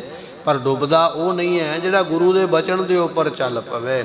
ਮਦ ਨਾਮ ਹੰਕਾਰ ਦਾ, ਇਹ ਜਿਹੜੇ ਵੱਡੇ ਜੀਵ ਹੰਕਾਰੀ ਹੋ ਜਾਂਦੇ, ਜਿਹੜੇ ਗੁਰੂ ਵਾਲੇ ਬਣ ਜਾਂਦੇ, ਉਹ ਫਿਰ ਨਿਮਰਤਾ ਦੇ ਵਿੱਚ ਆ ਜਾਂਦੇ। ਸਭ ਤੇ ਹਮ ਬੁਰੇ, ਹਮ ਤਜ ਭਲੋ, ਸਭ ਕੋਏ, ਇਹ ਗੁਰੂ ਦੀ ਬਖਸ਼ਿਸ਼ ਹੈ। ਹੰਕਾਰ ਨੂੰ ਛੱਡ ਕੇ ਨਿਮਰਤਾ ਆ ਗਈ ਉਹਨਾਂ ਦੇ ਵਿੱਚ, ਚਰਨਾਂ ਦੀ ਧੂੜੀ ਬਣ ਗਏ। ਮੈਂ ਨਾਹੀ ਕਿਛ ਹਉ ਨਾਹੀ, ਕਿਛ ਆਹੇ ਨਾ ਮੂਰਾ। ਹੰਕਾਰ ਨਹੀਂ, ਨਿਮਰਤਾ ਹੈ। ਸਿੱਧ ਪੁਰਸ਼ ਆ ਗਿਆ ਨਾ ਗੁਰੂ ਅੰਗਦ ਸਾਹਿਬ ਪਾਤਸ਼ਾਹ ਦੇ ਕੋਲ, ਕੁਝ ਸਮਾਂ ਬਚਨ ਬਿਲਾਸ ਕੀਤਾ ਤੇ ਸਿੱਧਾ ਨੇ ਸੁਭਾਵਕ ਹੀ ਕਹਿ ਦਿੱਤਾ, ਗੁਰੂ ਅੰਗਦ ਸਾਹਿਬ ਪਾਤਸ਼ਾਹ ਮੰਗੋ ਕੀ ਚਾਹੀਦਾ, ਅਸੀਂ ਦੇ ਕੇ ਜਾਵਾਂਗੇ। ਤੇ ਗੁਰੂ ਅੰਗਦ ਸਾਹਿਬ ਪਾਤਸ਼ਾਹ ਕਹਿਣ ਲੱਗੇ, ਚਾਹੀਦਾ ਤੇ ਜ਼ਰੂਰ ਹੈ ਭਾਈ, ਜੇ ਦੇ ਸਕਦੇ ਹੋ। ਤੇ ਸਿੱਧਾ ਨੇ ਆਪਸ ਵਿੱਚ ਗੁਟਰਗੂੰ ਕੀਤੀ ਇੱਕ ਦੂਜੇ ਨਾਲ ਵੀ ਗੁਰੂ ਨਾਨਕ ਸਾਹਿਬ ਨੇ ਤੇ ਕੁਝ ਮੰਗਿਆ ਹੀ ਨਹੀਂ ਸਾਡੇ ਕੋਲੋਂ। ਇਹ ਉਹਨਾਂ ਦੀ ਗੱਦੀ ਤੇ ਬੈਠੇ, ਇਹਨਾਂ ਦੇ ਮਨ ਵਿੱਚ ਅਜੇ ਭੁੱਖ ਹੈ। ਉਸ ਵੇਲੇ ਬੜੇ ਖੁਸ਼ ਹੋ ਕੇ ਕਹਿੰਦੇ, ਮੰਗੋ ਜੀ ਕੀ ਚਾਹੀਦਾ ਹੈ। ਤੇ ਗੁਰੂ ਅੰਗਦ ਸਾਹਿਬ ਪਾਤਸ਼ਾਹ ਝੋਲੀ ਅੱਡ ਕੇ ਕਹਿਣ ਲੱਗੇ, ਸਿੱਧੋ ਜੇ ਦੇਣਾ ਚਾਹੁੰਦੇ ਹੋ ਨਾ, ਇਸ ਝੋਲੀ ਵਿੱਚ ਗਰੀਬੀ ਪਾ ਦਿਓ, ਨਿਮਰਤਾ ਪਾ ਦਿਓ ਜੇ ਸਾਨੂੰ ਦੇਣੀ ਚਾਹੁੰਦੇ। ਇਹ ਬਚਨ ਸੁਣ ਕੇ ਚਰਨ ਫੜਨੇ ਪੈ ਵੀ ਵਾਕਿਆ ਹੀ ਇਹ ਗੁਰੂ ਨਾਨਕ ਸਾਹਿਬ ਦਾ ਹੀ ਰੂਪ ਨੇ। ਇਹਨਾਂ ਵਿੱਚ ਤੇ ਉਹਨਾਂ ਵਿੱਚ ਫਰਕ ਕੋਈ ਨਹੀਂ ਹੈ। ਇਹ ਗਰੀਬੀ ਨਿਮਰਤਾ ਗੁਰਤਾ ਗੱਦੀ ਤੇ ਬੈਠ ਕੇ ਸ੍ਰਿਸ਼ਟੀ ਦੇ ਮਾਲਕ ਬਣ ਗਏ ਨੇ, ਅਜੇ ਵੀ ਗਰੀਬੀ ਤੇ ਨਿਮਰਤਾ ਹੀ ਮੰਗਦੇ ਪਏ। ਇਹ ਜਿਹੜੀਆਂ ਦਾਤਾਂ ਨੇ ਗੁਰੂ ਕੋਲੋਂ ਪ੍ਰਾਪਤ ਹੁੰਦੀਆਂ। ਤੇ ਮਤਸਰ ਨਾਮ ਈਰਖਾ, ਗੁਰੂ ਆਪ ਵੀ ਈਰਖਾ ਤੋਂ ਰਹਿਤ ਹੈ। ਬਿਸਰ ਗਈ ਸਭ ਤਾਤ ਪਰਾਈ, ਜਬ ਤੇ ਸਾਧ ਸੰਗਤ ਮੋਹਿ ਪਾਈ। ਆਪਣੇ ਸਿੱਖ ਨੂੰ ਵੀ ਈਰਖਾ ਤੋਂ ਰਹਿਤ ਕਰ ਲੈਂਦਾ। ਗੁਰਮੁਖੋ ਇਤਿਹਾਸ ਵਿੱਚ ਬਚਨ ਆਉਂਦਾ ਹੈ, ਛੀਆਂ ਮਸੰਦ ਗੁਰੂ ਤੇਗ ਬਹਾਦਰ ਪਾਤਸ਼ਾਹ ਦਾ ਸਾਰਾ ਸਮਾਨ ਚੁੱਕ ਕੇ ਲੈ ਗਿਆ। ਇਹ ਸਾਖੀਆਂ ਆਪਾਂ ਸਰਵਣ ਕੀਤੀਆਂ ਤਾਂ ਹੀ ਥੋੜ੍ਹਾ ਟੂਕ ਮਾਤਰੀ ਬਚਨ ਕਰੀਦਾ ਹੈ। ਗੁਰੂ ਤੇਗ ਬਹਾਦਰ ਪਾਤਸ਼ਾਹ ਨੂੰ ਜਦੋਂ ਪਤਾ ਲੱਗਾ, ਉਸ ਵੇਲੇ ਮਹਾਰਾਜ ਦਾ ਸਿੱਖ ਮੱਖਣ ਸ਼ਾਹ ਸਾਰਾ ਸਮਾਨ ਵਾਪਸ ਲੈ ਆਇਆ। ਮਹਾਰਾਜ ਕਹਿਣ ਲੱਗੇ, ਨਹੀਂ ਭਾਈ, ਸਭ ਕੁਝ ਦੇ ਕੇ ਆਓ, ਜਿਹੜਾ ਸਾਡਾ ਲੈ ਕੇ ਆਇਆ ਉਹ ਵੀ ਦੇ ਕੇ ਆਓ। ਆਪਾਂ ਇਹਦੇ ਨਾਲ ਈਰਖਾ ਨਹੀਂ ਕਰਨੀ ਹੈ। ਆਪਾਂ ਇਹ ਈਰਖਾ ਜੇ ਆਪਾਂ ਵੀ ਕਰਨ ਲੱਗ ਪਏ ਤੇ ਫਿਰ ਇਹਦੇ ਵਿੱਚ ਤੇ ਆਪਣੇ ਵਿੱਚ ਫਰਕ ਕੀ ਹੋਇਆ। ਇਸ ਤਰ੍ਹਾਂ ਗੁਰੂ ਬਖਸ਼ਿਸ਼ ਕਰ ਦਿੰਦਾ ਹੈ। ਨਹੀਂ ਤੇ ਕਹਿਣ ਲੱਗੇ, ਗੁਰਮੁਖੋ ਇਹਨਾਂ ਵਕਾਰਾਂ ਨੇ ਸਾਰੀ ਦੁਨੀਆ ਲੁੱਟੀ ਹੋਈ ਹੈ। ਪਰ ਜਿਹੜੇ ਗੁਰੂ ਵਾਲੇ, ਭਗਤ ਰਵਿਦਾਸ ਜੀ ਕਹਿ ਰਹੇ ਵੀ ਜਿਹੜੇ ਗੁਰੂ ਵਾਲੇ ਬਣ ਜਾਂਦੇ, ਇਨ ਪੰਚੋਂ ਮਿਲ ਲੁੱਟੇ, ਇਹਨਾਂ ਪੰਜਾਂ ਵਕਾਰਾਂ ਨੇ ਦੁਨੀਆ ਲੁੱਟੀ ਹੈ, ਪਰ ਗੁਰੂ ਇਹਨਾਂ ਪੰਜਾਂ ਵਕਾਰਾਂ ਤੋਂ ਬਚਾ ਲੈਂਦਾ ਹੈ। ਰਹਾਉ ਹਮ ਵੱਡ ਕਬ ਕੁਲੀਨ ਹਮ ਪੰਡਤ। ਬੰਦੇ ਦੇ ਮਨ ਵਿੱਚ ਹੰਕਾਰ ਬੜੀ ਛੇਤੀ ਆਉਂਦਾ ਹੈ। ਹਮ ਵੱਡ ਕਬ, ਮੇਰੇ ਵਰਗਾ ਤੇ ਕਵੀ ਕੋਈ ਨਹੀਂ ਹੈ, ਮੈਂ ਬਹੁਤ ਵੱਡਾ ਕਵੀ ਹਾਂ। ਜਿਵੇਂ ਪਹਿਲੇ ਸਮੇਂ ਦੇ ਵਿੱਚ ਵਾਲਮੀਕ ਜੀ ਹੋਏ ਨਾ, ਉਹਨਾਂ ਨੂੰ ਵੀ ਕਵੀ ਮੰਨਿਆ ਹੈ। ਭਗਵਾਨ ਰਾਮਚੰਦਰ ਦੇ ਅਵਤਾਰ ਧਾਰਨ ਤੋਂ 10,000 ਸਾਲ ਪਹਿਲਾਂ ਹੀ ਉਹਨਾਂ ਨੇ ਰਮਾਇਣ ਦਾ ਗ੍ਰੰਥ ਲਿਖ ਕੇ ਰੱਖ ਦਿੱਤਾ। ਉਹਦੇ ਵਿੱਚ ਲਿਖ ਦਿੱਤਾ ਵੀ ਰਾਮ ਜੀ ਆਉਣਗੇ ਤੇ ਇਸ ਤਰ੍ਹਾਂ ਉਹਨਾਂ ਨੇ ਕੌਤਕ ਸਾਰੇ ਵਰਤਾਉਣੇ। ਐਸੇ ਵੀ ਦੁਨੀਆ ਵਿੱਚ ਕਵੀ ਹੋਏ ਗੁਰਮੁਖੋ, ਵਾਲਮੀਕ ਵਰਗੇ, ਬਿਆਸ ਜੀ ਵਰਗੇ ਕਵੀ ਹੋਏ, ਜਿਨ੍ਹਾਂ ਨੇ ਵੇਦਾਂ ਨੂੰ ਤੁਲਸੀ ਦੇ ਪੱਤਿਆਂ ਦੇ ਉੱਪਰ ਹੀ ਲਿਖ ਛੱਡਿਆ ਹੈ। ਇਸ ਤਰ੍ਹਾਂ ਦੇ ਕਵੀ ਵੀ ਦੁਨੀਆ ਵਿੱਚ ਹੋਏ। ਚੱਲ ਉਹਨਾਂ ਨੂੰ ਤੇ ਹੋ ਸਕਦਾ ਵੀ ਥੋੜ੍ਹਾ ਬਹੁਤਾ ਮਾਣ ਹੋ ਵੀ ਜਾਵੇ ਵੀ ਅਸੀਂ ਵੱਡਾ ਕੰਮ ਕਰ ਚੱਲੇ ਆ। ਦੁਨੀਆ ਦੇ ਵਿੱਚ ਤੇ ਨਿੱਕਾ ਜਿਹਾ ਕੰਮ ਕਰਨ ਵਾਲੇ ਆਖਦੇ ਵੀ ਸਾਡੇ ਵਰਗਾ ਹੈ ਹੀ ਕੋਈ ਨਹੀਂ ਹੈ। ਬਾੜ ਉੱਪਰ ਘੁੱਗੀ ਬੈਠੀ ਆਏ ਕਹਿ, ਮੁੰਡੇ ਨੇ ਗਲੇਲਾ ਮਾਰਿਆ ਤਕਾਏ ਕਹਿ, ਤੇ ਉਹ ਕਹਿੰਦਾ ਮੈਂ ਕਵੀ ਹਾਂ। ਕਿਤੇ ਇੱਕ ਘੁੱਗੀ ਬੈਠ ਗਈ ਨਾ ਅੱਗੇ ਕਿਸੇ ਰੁੱਖ ਦੇ ਉੱਪਰ, ਟਾਹਣੀ ਦੇ ਉੱਪਰ, ਤੇ ਉਹਨੂੰ ਵੇਖ ਕੇ ਆਂਦਾ ਵੀ ਮੈਂ ਬੜਾ ਵੱਡਾ ਕਵੀ ਆ। ਉਹ ਕਹਿੰਦਾ ਜੇ ਕਵੀ ਆ ਤੇ ਫਿਰ ਕਵਿਤਾ ਸੁਣਾ। ਤੇ ਕਵਿਤਾ ਕੀ ਸੁਣਾਈ? ਕਹਿਣ ਲੱਗਾ ਬਾੜ ਦੇ ਉੱਪਰ ਘੁੱਗੀ ਬੈਠੀ ਆਏ ਕਹਿ, ਮੁੰਡੇ ਨੇ ਗਲੇਲਾ ਮਾਰਿਆ ਤਕਾਏ ਕਿ ਆ ਵੇਖੋ ਮੈਂ ਕਵਿਤਾ ਬਣਾਤੀ ਹੈ। ਆਪਣੇ ਆਪ ਨੂੰ ਕਵੀ ਸਮਝਣ ਲੱਗ ਪਿਆ। ਸੋ ਇਸ ਤਰ੍ਹਾਂ ਦੇ ਵੀ ਕਵੀ ਦੁਨੀਆ ਵਿੱਚ ਪੈਦਾ ਹੋ ਜਾਂਦੇ। ਘੁੱਗੀਆਂ ਚਿੜੀਆਂ ਨੂੰ ਬੈਠੀਆਂ ਵੇਖ ਕੇ ਕੋਈ ਨਾ ਕੋਈ ਗੱਲ ਆਪਣੇ ਕੋਲੋਂ ਬਣਾ ਦਿੰਦੇ। ਐਸਾ ਹੰਕਾਰ ਮਨ ਵਿੱਚ ਕਰ ਲੈਂਦੇ। ਹਾਥ ਮੈਂ ਸੋਟੀ ਮੋਢੇ ਖੇਸ, ਖੜਾ ਖੇਤ ਮੈਂ ਡਰਨਾ ਹੇਤ।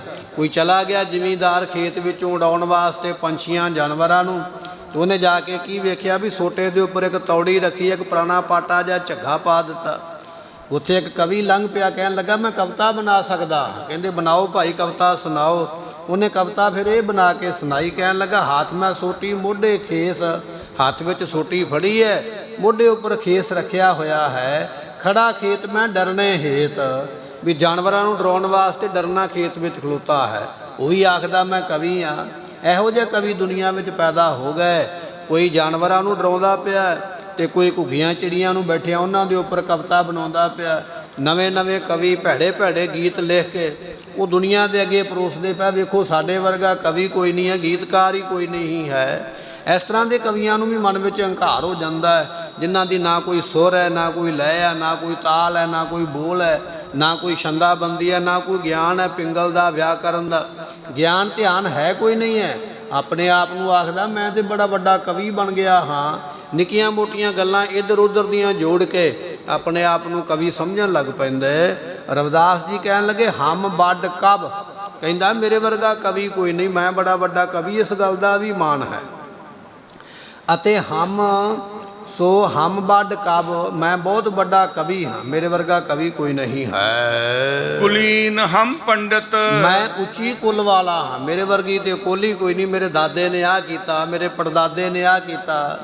ਸੋ ਕੁੱਲ ਦਾ ਮਾਣ ਹੋ ਜਾਣ। ਜਾਂ ਕੁਝ ਲੋਕ ਆਪਣੀ ਕੁੱਲ ਗੁਰੂ ਸਾਹਿਬ ਦੇ ਨਾਲ ਵੀ ਜੋੜ ਦਿੰਦੇ, ਮੈਂ ਫਲਾਣੇ ਗੁਰੂ ਦੀ ਅੰਸ਼ ਬੰਸ ਵਿੱਚੋਂ ਹਾਂ, ਫਲਾਣੇ ਗੁਰੂ ਦੀ ਕੁੱਲ ਵਿੱਚੋਂ, ਗੋਤ ਵਿੱਚੋਂ ਹਾਂ। ਭਾਈ ਚੰਗੀ ਗੱਲ ਹੈ ਤੂੰ ਗੋਤ ਵਿੱਚੋਂ, ਪਰ ਕਰਮ ਤੇ ਵੇਖਣਾ, ਆਪਣਾ ਕਰਤੂਤ ਤੇ ਵੇਖ ਵੀ ਤੇਰੀ ਰਲਦੀ ਵੀ ਉਹਨਾਂ ਦੇ ਨਾਲ ਕਿ ਨਹੀਂ ਰਲਦੀ ਹੈ। ਇਸ ਤਰ੍ਹਾਂ ਆਪਣੀ ਕੁੱਲ ਦਾ ਮਾਣ ਕਰੀ ਜਾਣਾ। ਇਸ ਤਰ੍ਹਾਂ ਦੇ ਲੋਕ ਹੰਕਾਰ ਦੇ ਭਰੇ ਹੋਏ ਹਨ। ਕੁਲੀਨ ਹਮ ਪੰਡਤ, ਮੇਰੇ ਵਰਗਾ ਪੰਡਤ ਵਿਦਵਾਨ ਹੀ ਕੋਈ ਨਹੀਂ ਹੈ। ਮੈਂ ਬੜੇ ਗ੍ਰੰਥ ਪੜ੍ਹਿਆ ਹੋਇਆ, ਮੈਂ ਬੜੇ ਗ੍ਰੰਥ ਬਾਚੇ ਹੋਏ। ਇਸ ਤਰ੍ਹਾਂ ਦਾ ਮਨ ਵਿੱਚ ਮਾਣ ਕਰਦਾ ਹੈ। ਹਮ ਜੋਗੀ ਸੰਨਿਆਸੀ, ਮੈਂ ਬੜਾ ਵੱਡਾ ਜੋਗੀ ਹਾਂ, ਬਲੌਰ ਦੀਆਂ ਮੁੰਦਰਾਂ ਪਾ ਲਈਆਂ, ਯੋਗ ਸਾਧਨਾ ਕਰ ਲਈ ਹੈ ਤੇ ਮੈਂ ਹੁਣ ਜੋਗੀ ਬਣ ਗਿਆ। ਆਪਣੇ ਆਪ ਨੂੰ ਜੋਗੀ ਬਣਨ ਦਾ ਵੀ ਹੰਕਾਰ ਕਰਦਾ ਹੈ। ਅਤੇ ਸੰਨਿਆਸੀ, ਮੈਂ ਸੰਨਿਆਸ ਧਾਰਨ ਕਰ ਲਿਆ ਹੈ, ਇਸ ਗੱਲ ਦਾ ਵੀ ਹੰਕਾਰ ਕਰਕੇ ਬੈਠਾ ਹੈ ਕਿ ਮੇਰੇ ਵਰਗਾ ਸੰਨਿਆਸੀ ਕੋਈ ਨਹੀਂ ਹੈ। ਸੰਨਿਆਸ ਕਿਵੇਂ ਲੈ ਲਿਆ? ਵਿਦਵਾਨਾਂ ਦਾ ਬਚਨ ਨਾਰ ਮਰੈ ਕਰ ਸੰਪਤ ਨਾਸੀ। ਸੰਨਿਆਸੀ ਕਿਵੇਂ ਬਣਿਆ? ਪਹਿਲਾਂ ਵਿਆਹ ਕਰਵਾ ਲਿਆ, ਵਿਆਹ ਕਰਵਾ ਲਿਆ, ਥੋੜ੍ਹੇ ਸਮੇਂ ਬਾਅਦ ਘਰ ਵਾਲੀ ਮਰ ਗਈ। ਘਰ ਵਾਲੀ ਮਰ ਗਈ, ਜਿਹੜਾ ਥੋੜ੍ਹਾ ਬਹੁਤਾ ਜੋੜਿਆ ਸੀ ਉਹ ਵੀ ਸਾਰਾ ਜਾਂਦਾ ਲੱਗਾ। ਕੁਝ ਲੋਕ ਲੈ ਗਏ, ਕੁਝ ਆਪ ਹੀ ਇੱਧਰ ਉੱਧਰ ਰੱਖਿਆ, ਮੁੜ ਕੇ ਪਤਾ ਹੀ ਨਹੀਂ ਲੱਗਾ। ਨਾਰ ਮਰੈ ਘਰ ਸੰਪਤ ਨਾਸੀ, ਘਰ ਵਾਲੀ ਮਰ ਗਈ ਹੈ, ਜਿੰਨਾ ਘਰ ਵਿੱਚ ਜੋੜਿਆ ਜੜਾਇਆ ਸੀ ਉਹ ਵੀ ਸਾਰਾ ਨਾਸ ਹੋ ਗਿਆ, ਮੁੱਕ ਗਿਆ। ਮੂੰਡ ਮੁੰਡਾਏ ਭਏ ਸੰਨਿਆਸੀ, ਕਹਿਣ ਲੱਗਾ ਹੁਣ ਮੂੰਹ ਸਿਰ ਮਨਾ ਕੇ ਮੈਂ ਤੇ ਸੰਨਿਆਸੀ ਬਣ ਜਾਣਾ ਹੈ। ਆਪਾਂ ਤੇ ਸਾਧ ਹੋਣ ਲੱਗੇ ਆ। ਸਾਧ ਕਿਉਂ ਹੋਇਆ? ਕਿਉਂਕਿ ਘਰ ਵਾਲੀ ਮਰ ਗਈ ਹੈ, ਹੁਣ ਅੱਗੇ ਜੁੜਨੀ ਨਹੀਂ ਹੈ, ਚਲੋ ਸਾਧ ਹੀ ਬਣ ਜਾਓ। ਹੁਣ ਸਾਧ ਮੈਂ ਤਾਂ ਬਣਿਆ ਹਾਂ ਕਿ ਘਰ ਵਿੱਚ ਹੁਣ ਖਾਣ ਵਾਸਤੇ ਦਾਣਾ ਤੇ ਰਹਿ ਕੋਈ ਨਹੀਂ ਗਿਆ, ਪੈਸਾ ਕੋਈ ਰਹਿ ਨਹੀਂ ਗਿਆ। ਹੁਣ ਮੈਨੂੰ ਰੋਟੀ ਕਿਹਨੇ ਦੇਣੀ ਹੈ? ਚਲੋ ਸਾਧ ਹੀ ਬਣ ਜਾਓ, ਮੰਗ ਕੇ ਹੀ ਛਕ ਲਵਾਂਗੇ। ਇਸ ਤਰ੍ਹਾਂ ਦੀ ਹਾਲਤ ਬਣ ਗਈ ਹੈ। ਨਾਰ ਮਰੈ ਘਰ ਸੰਪਤ ਨਾਸੀ, ਮੂੰਡ ਮੰਡਾਏ ਭਏ ਸੰਨਿਆਸੀ। ਇਸ ਤਰ੍ਹਾਂ ਦੇ ਲੋਕ ਸੰਨਿਆਸੀ ਬਣ ਜਾਂਦੇ ਕਿ ਮੈਂ ਹੁਣ ਸਾਧੂ ਹੋ ਗਿਆ ਹਾਂ। ਸੋ ਘਰ ਦੀਆਂ ਬਿਪਤਾ ਵੇਖ ਕੇ, ਮੁਸੀਬਤਾਂ ਵੇਖ ਕੇ, ਮੁਸੀਬਤਾਂ ਨੂੰ ਝੱਲ ਨਹੀਂ ਸਕਿਆ, ਸਾਹਮਣਾ ਨਹੀਂ ਕਰ ਸਕਿਆ। ਚਲੋ ਸਾਧੂ ਬਣ ਜਾਈਏ, ਰੋਟੀ ਤੇ ਮਿਲੇਗੀ ਨਾ ਮੰਗ ਕੇ ਛਕਣ ਵਾਸਤੇ। ਰਵਿਦਾਸ ਜੀ ਐਸੇ ਸੰਨਿਆਸੀਆਂ ਨੂੰ ਕਹਿੰਦੇ ਪਏ, ਕਹਿਣ ਲੱਗੇ ਹਮ ਵੱਡ ਪੰਡਤ ਹਮ ਜੋਗੀ ਸੰਨਿਆਸੀ। ਮੈਂ ਬੜਾ ਵੱਡਾ ਪੰਡਤ ਹਾਂ, ਮੈਂ ਬੜਾ ਵੱਡਾ ਜੋਗੀ ਹਾਂ, ਮੈਂ ਬੜਾ ਵੱਡਾ ਸੰਨਿਆਸੀ ਹਾਂ। ਤੇ ਸੰਨਿਆਸ ਕਿਉਂ ਲਿਆ? ਕਿਉਂਕਿ ਘਰ ਵਿੱਚੋਂ ਦਾਣੇ ਮੁੱਕ ਗਏ, ਹੁਣ ਕਮਾਈ ਕਰਨੀ ਔਖੀ ਹੈ। ਘਰ ਨੂੰ ਸਾਂਭਣ ਵਾਲੀ ਵੀ ਮਰ ਗਈ ਹੈ, ਹੁਣ ਘਰ ਨੂੰ ਸਾਂਭੇਗਾ ਕੌਣ? ਚਲੋ ਘਰ ਹੀ ਛੱਡ ਦਿਓ, ਜੋਗੀ ਬਣ ਜਾਓ, ਸੰਨਿਆਸੀ ਬਣ ਜਾਓ, ਨਾ ਕਿਤੇ ਰਹਿਣਾ ਪਵੇ, ਨਾ ਕਮਾਉਣਾ ਪਵੇ, ਮੰਗ ਕੇ ਖਾਧੇ ਹੀ। ਰਾਮ ਰਾਮ ਗਾਏਂਗੇ, ਟੱਲੀਆਂ ਬਜਾਏਂਗੇ, ਮਾਂਗ ਕੇ ਖਾएंगे। ਐਸੇ ਲੋਕਾਂ ਦੀ ਹਾਲਤ ਬਣ ਜਾਂਦੀ ਹੈ। ਰਾਮ ਰਾਮ ਕਹੀ ਜਾਣਾ, ਟੱਲੀ ਵਜਾਈ ਜਾਣੀ ਹੈ, ਪੈਸਾ 2 ਪੈਸੇ ਮਿਲ ਗਏ ਉਹਦੇ ਨਾਲ ਮੰਗ ਕੇ ਛਕ ਲੈਣਾ ਹੈ। ਇਸ ਤਰ੍ਹਾਂ ਲੋਕ ਫਿਰ ਆਪਣਾ ਜੀਵਨ ਬਤੀਤ ਕਰਦੇ ਹਨ। ਗਿਆਨੀ ਗੁਣੀ ਸੂਰ ਹਮ ਦਾਤੇ। ਆਖਦਾ ਹੈ ਮੇਰੇ ਵਰਗਾ ਗਿਆਨੀ ਕੋਈ ਨਹੀਂ ਹੈ। 2-4 ਕਿਤਾਬਾਂ ਪੜ੍ਹ ਲਈਆਂ, ਅੱਜ ਕੱਲ੍ਹ ਗਿਆਨੀ ਬਣਨਾ ਬੜਾ ਹੀ ਸੌਖਾ ਹੋ ਗਿਆ। ਕਿਤੇ ਪਹਿਲਾ ਸਮਾਂ ਸੀ ਗਿਆਨੀ ਪੜ੍ਹਨ ਵਾਸਤੇ ਬੜੇ ਬੜੇ ਗ੍ਰੰਥ ਪੜ੍ਹਨੇ ਪੈਂਦੇ, ਉਸਤਾਦਾਂ ਦੇ ਪੈਰਾਂ ਵਿੱਚ ਬੈਠਣਾ ਪੈਂਦਾ, ਮਾਰ ਵੀ ਖਾਣੀ ਪੈਂਦੀ, ਫਿਰ ਜਾ ਕੇ ਗਿਆਨੀ ਕੋਈ ਬਣਦਾ। ਤਾਂ ਹੀ ਮਹਾਰਾਜ ਜੀ ਨੇ ਬਚਨ ਆਖਿਆ ਨਾ, ਬਾਣੀ ਬਿਰਲੋ ਵਿਚਾਰ ਸੀ ਜੇ ਕੋ ਗੁਰਮੁਖ ਹੋਏ। ਸੋ ਵਿਰਲਾ ਹੀ ਕੋਈ ਬਣਦਾ ਹੈ ਗਿਆਨੀ। ਅੱਜ ਕੱਲ੍ਹ ਬੜਾ ਸੌਖਾ ਹੈ, 2-4 ਅਖਬਾਰ ਪੜ੍ਹ ਲਵੋ, 2-4 ਰਸਾਲੇ ਆਉਂਦੇ ਵੱਖ-ਵੱਖ ਡੇਰਿਆਂ ਦੇ ਵਿੱਚ, ਉਹਨਾਂ ਨੇ ਆਪਣੀ ਉਪਮਾ ਲਿਖੀ ਹੋਈ ਹੈ। 2-4 ਰਸਾਲੇ ਪੜ੍ਹ ਲੈ, 2-4 ਇੱਧਰ ਉੱਧਰ ਦੀਆਂ ਕਿਤਾਬਾਂ ਪੜ੍ਹ ਲਈਆਂ ਅਤੇ 2-4 ਵੀਡੀਓ ਸੁਣ ਲਈਆਂ ਮੋਬਾਈਲ ਦੇ ਵਿੱਚੋਂ। ਆਖਦਾ ਮੇਰੇ ਵਰਗਾ ਹੁਣ ਗਿਆਨੀ ਕੋਈ ਨਹੀਂ ਹੈ। ਸਟੇਜ 'ਤੇ ਬੈਠਿਆਂ ਹੀ ਬਹਿੰਦਿਆਂ ਨਾਲ ਹੀ ਪਹਿਲਾਂ ਗੁਰੂ ਦੇ ਉੱਪਰ ਉਂਗਲ ਚੁੱਕੀ ਹੈ, ਫਿਰ ਕਿਸੇ ਹੋਰ ਚੰਗੇ ਪੁਰਸ਼ ਦੇ ਉੱਪਰ ਉਂਗਲ ਚੁੱਕੀ ਹੈ। ਕੌਮ ਦੇ ਵਿੱਚ ਉਸੇ ਵੇਲੇ ਵਾਦ ਵਿਵਾਦ ਹੀ ਖੜਾ ਕਰ ਦਿੱਤਾ, ਕਿਉਂਕਿ ਮੈਂ ਮਸ਼ਹੂਰ ਹੋ ਜਾਵਾਂ। ਅੱਜ ਕੱਲ੍ਹ ਮਸ਼ਹੂਰ ਹੋਣ ਦੀ ਬੜੀ ਬਿਮਾਰੀ ਪਈ ਹੈ। ਜੇ ਮਸ਼ਹੂਰ ਹੋਣਾ ਹੈ, ਉਲਟਾ ਰਾਹ ਲੱਭ ਲਓ, ਉਲਟਾ ਇਤਿਹਾਸ ਸੁਣਾਓ, ਉਲਟੀ ਗੱਲ ਕਰੋ, ਤਾਂ ਕਿ ਦੁਨੀਆ ਵਿੱਚ ਆ ਜਾਵੇ ਵੀ ਇਹ ਗੱਲ ਉਲਟੀ ਕਰਦਾ, ਮੇਰੀ ਜਾਣ ਪਛਾਣ ਬਣ ਜਾਵੇ। ਇਸ ਤਰ੍ਹਾਂ ਦੇ ਨਵੇਂ-ਨਵੇਂ ਗਿਆਨੀ ਪੈਦਾ ਹੁੰਦੇ ਪਏ, ਜਾਣ ਬੁੱਝ ਕੇ। ਪਤਾ ਹੈ ਆਪਣੇ ਆਪ ਨੂੰ ਵੀ ਇਤਿਹਾਸ ਕੀ ਹੈ ਜਾਂ ਮਹਾਰਾਜ ਨੇ ਕਿੱਥੇ ਕੀ ਕਰਿਆ ਹੈ, ਜਾਣ ਬੁੱਝ ਕੇ ਉਲਟੀ ਗੱਲ ਸੁਣਾਉਣੀ ਹੈ ਵੀ ਕੌਮ ਦੇ ਵਿੱਚ ਦੁਬਦਾ ਪਵੇ ਅਤੇ ਮੇਰੀ ਮਸ਼ਹੂਰੀ ਹੋਵੇ। ਸੋ ਇਸ ਤਰ੍ਹਾਂ ਦੀਆਂ 4 ਕਿਤਾਬਾਂ ਪੜ੍ਹਨ ਵਾਲੇ ਆਖਦੇ ਵੀ ਆਪਾਂ ਗਿਆਨੀ ਬਣ ਗਏ। ਹਾਂ, ਗਿਆਨੀ ਬਣਨ ਵਾਸਤੇ ਸਾਰੀਆਂ ਉਮਰਾਂ ਲੰਘ ਜਾਂਦੀਆਂ ਵਿੱਦਿਆ ਪੜ੍ਹਦਿਆਂ ਅਤੇ ਫਿਰ ਵੀ ਉਹ ਵਿੱਦਿਆ ਪੜ੍ਹਨ ਵਾਲੇ ਆਖਦੇ ਵੀ ਸਾਡੇ ਕੋਲ ਤਾਂ ਅਜੇ ਕੁਝ ਵੀ ਨਹੀਂ, ਅਜੇ ਤਾਂ ਵਿੱਦਿਆ ਪੜ੍ਹਨੀ ਸ਼ੁਰੂ ਕੀਤੀ ਹੈ। ਸਾਰੀ ਉਮਰਾਂ ਲੰਘ ਗਈ ਹੈ ਗ੍ਰੰਥ ਪੜ੍ਹਦਿਆਂ, ਪਰ ਅਜੇ ਆਖਦਾ ਵੀ ਸ਼ੁਰੂਆਤ ਹੀ ਹੋਈ ਹੈ। ਪਰ ਸੰਸਾਰ ਦੇ ਵਿੱਚ ਕੁਝ ਲੋਕ ਐਸੇ ਵੀ ਨੇ, 2-4 ਅੱਖਰ ਪੜ੍ਹੇ ਅਤੇ ਆਪਣੇ ਆਪ ਨੂੰ ਵਿਦਵਾਨ ਸਾਬਤ ਕਰ ਦਿੰਦੇ। ਗਿਆਨੀ ਗੁਣੀ, ਮੇਰੇ ਵਰਗਾ ਗੁਣੀ ਕੋਈ ਨਹੀਂ ਹੈ। ਮੇਰੇ ਵਿੱਚ ਬਹੁਤ ਵੱਡਾ ਗੁਣ ਹੈ। ਗੁਣ ਕੀ ਹੈ? ਰਾਗ ਵਿਦਿਆ ਦਾ। ਰਾਗ ਵਿਦਿਆ ਮੈਨੂੰ ਕੀ ਆਉਂਦੀ ਹੈ? ਭਾਵੇਂ ਇੱਕ ਸੁਰ ਵਾਜੇ ਦੀ ਦੱਬ ਕੇ, ਇੱਕ ਸੁਰ ਨੱਪ ਲਈ ਹੈ ਨਾ ਉਂਗਲ ਦੇ ਨਾਲ, ਅਤੇ ਸਾਰਾ ਸ਼ਬਦ ਭਾਵੇਂ ਇੱਕੇ ਸੁਰ 'ਤੇ ਹੀ ਪੜ੍ਹ ਦੇਵੇ, ਪਰ ਦੂਜਿਆਂ ਨੂੰ ਆਖਦਾ ਵੇਖਿਆ ਫਿਰ ਮੇਰਾ ਕੀਰਤਨ, ਵੇਖਿਆ ਫਿਰ ਮੇਰਾ ਰਾਗ, ਵੇਖਿਆ ਫਿਰ ਮੇਰੀ ਆਵਾਜ਼ ਕਿੰਨੀ ਸੋਹਣੀ ਹੈ, ਮੈਨੂੰ ਕਿੰਨੇ ਲੋਕ ਸੁਣਦੇ ਪਏ। ਬੜੀ ਛੇਤੀ ਹੰਕਾਰ ਆ ਗਿਆ ਹੈ। ਰਾਗ ਦੇ ਨਾਲ ਦੂਰ ਤੱਕ ਦਾ ਵਾਸਤਾ ਨਹੀਂ ਹੈ, ਪਤਾ ਨਹੀਂ ਵੀ ਰਾਗ ਹੁੰਦਾ ਕੀ ਹੈ। ਇੱਕੇ ਸੁਰ 'ਤੇ 2-4 ਪੰਕਤੀਆਂ ਪੜ੍ਹਨ ਵਾਲਾ ਵੀ ਆਪਣੇ ਆਪ ਨੂੰ ਆਖਦਾ ਮੈਂ ਤਾਣ ਸੈਣੀ ਹਾਂ, ਦੁੱਧ ਥੱਲੇ ਨਾ ਮੈਨੂੰ ਜਾਣਿਓ, ਮੈਂ ਬੜਾ ਵੱਡਾ ਰਾਗੀ ਬਣ ਗਿਆ, ਗੰਧਰਵ ਬਣ ਗਿਆ ਹਾਂ। ਇਹ ਬੜੀ ਛੇਤੀ ਹੰਕਾਰ ਆ ਜਾਂਦਾ ਹੈ। 2 ਕਿਤਾਬਾਂ ਪੜ੍ਹੀਆਂ, ਗਿਆਨੀ ਦਾ ਹੰਕਾਰ, 1-2 ਸ਼ਬਦ ਪੜ੍ਹ ਲਿਆ ਵਾਜੇ 'ਤੇ ਰਾਗੀ ਦਾ ਹੰਕਾਰ, ਐਸੇ ਮਾਨ ਕਰਦਾ ਹੈ। ਗਿਆਨੀ ਗੁਣੀ ਸੂਰ ਹਮ ਦਾਤੇ। ਐਸੇ ਤਰ੍ਹਾਂ ਫਿਰ ਆਖਦਾ ਹੈ ਕਿ ਮੈਂ ਬੜਾ ਵੱਡਾ ਸੂਰਮਾ ਹਾਂ। ਭਾਵੇਂ ਕਿ ਮੱਝ ਕਿਸੇ ਦੀ ਆ ਜਾਵੇ ਨਾ ਖੇਤਾਂ ਵਿੱਚ, ਅਤੇ ਬਾਪੂ ਨੇ ਆਖਿਆ ਵੀ ਜਾ ਭਾਈ ਉਹ ਫਲਾਣਾ ਜਾਨਵਰ ਆ ਗਿਆ ਆਪਣੇ ਖੇਤਾਂ ਨੂੰ ਉਜਾੜਦਾ ਪਿਆ, ਜਾ ਸੋਟਾ ਲੈ ਕੇ ਉਸ ਨੂੰ ਕੱਢ ਕੇ ਆ। ਚਲਾ ਤੇ ਗਿਆ ਕੱਢਣ ਵਾਸਤੇ। ਹੁਣ ਜਾ ਕੇ ਡਰ ਲੱਗਦਾ ਵੀ ਜੇ ਮੈਂ ਇਹਨੂੰ ਸੋਟੀ ਮਾਰੀਏ ਕਿਤੇ ਮੈਨੂੰ ਨਾ ਸਿੰਘ ਮਾਰ ਦੇਵੇ। ਪਿੱਛੇ ਹੋ ਕੇ ਲੋਕੇ ਖੜ ਗਿਆ। ਜਾਨਵਰ ਤੇ ਅਵਾਰਾ ਖੇਤ ਵਿੱਚੋਂ ਕੱਢਿਆ ਨਹੀਂ ਗਿਆ, ਡਰਦਾ ਪਿਆ। ਪਿੰਡ ਵਿੱਚ ਆ ਕੇ ਲਲਕਾਰਾ ਮਾਰਦਾ, ਉਹ ਮੇਰੇ ਵਰਗਾ ਸੂਰਮਾ ਕੋਈ ਨਹੀਂ ਜੇਗਾ, ਮੈਂ ਬੜਾ ਵੱਡਾ ਸੂਰਮਾ, ਮੈਂ ਬੜੇ ਵੱਡੇ ਕਾਰਨਾਮੇ ਕਰਦਾ। ਕਾਰਨਾਮੇ ਕੀ ਕਰਦਾ? ਖੇਤਾਂ ਵਿੱਚੋਂ ਅਵਾਰਾ ਪਸ਼ੂ ਤੇ ਤੇਰੇ ਕੋਲੋਂ ਕੱਢਿਆ ਨਹੀਂ ਗਿਆ, ਪਰ ਆਪਣੇ ਆਪ ਨੂੰ ਸੂਰਮਾ ਹੀ ਖਵਾਉਂਦਾ ਵੀ ਮੈਂ ਬੜੀਆਂ ਜੰਗਾਂ ਜਿੱਤੀਆਂ। ਐਸੀ ਇਹਦੀ ਹਾਲਤ ਬਣੀ ਹੋਈ ਹੈ। ਸੂਰ ਹਮ ਦਾਤੇ। ਅਤੇ ਮੈਂ ਬੜਾ ਵੱਡਾ ਦਾਤਾ ਹਾਂ। ਕੋਈ ਆ ਗਿਆ ਨਾ ਖੂਹ 'ਤੇ, ਲਿਆਓ ਭਾਈ ਤੁਹਾਡੇ ਖੂਹ ਤੋਂ ਪਾਣੀ ਨਾ ਪੀ ਲਈਏ, ਡੰਡਾ ਲੈ ਕੇ ਦਿਵਾਲੇ ਹੋ ਗਿਆ, ਅਸੀਂ ਪਾਣੀ ਜੂਠਾ ਕਰਾਉਣਾ ਤੇਰੇ ਕੋਲ, ਭੱਜ ਜਾ, ਇੱਥੋਂ ਪਾਣੀ ਨਹੀਂ ਮਿਲੇਗਾ। ਪਰ ਲੋਕਾਂ ਨੂੰ ਆਖਦਾ ਮੇਰੇ ਵਰਗਾ ਤੇ ਦਾਤਾ ਹੀ ਕੋਈ ਨਹੀਂ ਹੈ। ਪਾਣੀ ਚੁਲੀ ਪਾਣੀ ਪੀਣ ਵਾਸਤੇ ਨਹੀਂ ਦਿੱਤਾ, ਪਰ ਆਪਣੇ ਆਪ ਨੂੰ ਆਖਦਾ ਦਾਤਾ। ਕਿਸੇ ਨੂੰ ਇੱਕ ਪ੍ਰਸ਼ਾਦਾ ਨਹੀਂ ਦਿੱਤਾ ਛਕਣ ਵਾਸਤੇ, ਕਹਿੰਦਾ ਮੈਂ ਤੇ ਬੜੇ ਲੰਗਰ ਲਾਏ ਹੋਏ ਨੇ, ਮੇਰੇ ਵਰਗਾ ਦਾਤਾ ਹੀ ਕੋਈ ਨਹੀਂ ਹੈ। ਕਿਸੇ ਨੂੰ ਗੱਜ ਕੱਪੜਾ ਨਹੀਂ ਦਿੱਤਾ, ਮੇਰੇ ਵਰਗਾ ਦਾਨੀ ਕੋਈ ਨਹੀਂ, ਮੈਂ ਤੇ ਕੱਪੜਾ ਹੀ ਬੜਾ ਦਾਨ ਕਰਦਾ ਪਿਆ। ਕਰਦਾ ਕੁਝ ਨਹੀਂ ਹੈ, ਪਰ ਆਪਣੇ ਆਪ ਨੂੰ ਦਾਤਾ ਖਵਾਉਂਦਾ ਵੀ ਮੈਂ ਦਾਤਾ ਹਾਂ, ਮੈਨੂੰ ਆਖੋ ਦਾਨ ਦੇਣ ਵਾਲਾ। ਐਸੀ ਹਾਲਤ ਇਸ ਦੀ ਬਣ ਗਈ ਹੈ। ਇਹ ਬੁੱਧ ਕਵੇ ਨ ਨਾਸੀ। ਇਹ ਜਿਹੜੀ ਬੁੱਧੀ ਹੈ ਨਾ ਹੰਕਾਰ ਵਾਲੀ, ਗੁਰਮੁਖੋ ਕਦੇ ਨਾਸ ਨਹੀਂ ਹੁੰਦੀ ਹੈ। ਪੰਡਤ ਦਾ ਸਵਾਲ ਇਹ ਸੀ ਵੀ ਭਗਤ ਰਵਿਦਾਸ ਜੀ, ਜੇ ਆਪਾਂ ਗੁਰੂ ਨਾ ਬਣਾਈਏ ਤੇ ਗੁਰੂ ਬਣਾਉਣ ਤੋਂ ਬਿਨਾਂ ਹੀ ਰੱਬ ਮਿਲ ਜਾਂਦਾ? ਕਹਿਣ ਲੱਗੇ ਬਿਲਕੁਲ ਨਹੀਂ ਮਿਲਦਾ। ਕਿਉਂ ਨਹੀਂ ਮਿਲਦਾ ਹੈ? ਉਹ ਫਿਰ ਸਾਰੇ ਬਚਨ ਉਹਨਾਂ ਨੇ ਇੱਥੇ ਲਿਖੇ ਵੀ ਗੁਰੂ ਤੋਂ ਬਿਨਾਂ ਗੁਰਮੁਖਾ ਬੜੀ ਛੇਤੀ ਹੰਕਾਰ ਆਉਂਦਾ ਹੈ। ਕਿਸੇ ਨੂੰ ਗਿਆਨੀ ਪੁਣੇ ਦਾ, ਕਿਸੇ ਨੂੰ ਰਾਗ ਪੜ੍ਹਨ ਦਾ, ਕਿਸੇ ਨੂੰ ਸੂਰਮਤਾਈ ਦਾ ਹੰਕਾਰ ਹੋ ਜਾਂਦਾ, ਕਿਸੇ ਨੂੰ ਦਾਤੇ ਬਣਦਾ, ਮੇਰੇ ਵਰਗਾ ਦਾਤਾ ਕੋਈ ਨਹੀਂ। ਕੋਈ ਆਖਦਾ ਮੇਰੀ ਕੁੱਲ ਬੜੀ ਉੱਚੀ ਹੈ, ਕੋਈ ਆਖਦਾ ਮੇਰੇ ਵਰਗਾ ਕਵੀ ਨਹੀਂ ਕੋਈ ਹੋ ਸਕਦਾ, ਕੋਈ ਆਖਦਾ ਮੈਂ ਬੜਾ ਵੱਡਾ ਪੰਡਤ ਹਾਂ, ਕੋਈ ਆਖਦਾ ਮੈਂ ਬੜਾ ਵੱਡਾ ਜੋਗੀ ਹਾਂ, ਕੋਈ ਆਖਦਾ ਮੈਂ ਸੰਨਿਆਸੀ ਹਾਂ। ਇਹ ਬੜੀ ਛੇਤੀ ਬੰਦੇ ਨੂੰ ਆ ਕੇ ਚੀਜ਼ਾਂ ਘੇਰ ਲੈਂਦੀਆਂ ਗੁਰੂ ਤੋਂ ਬਿਨਾਂ।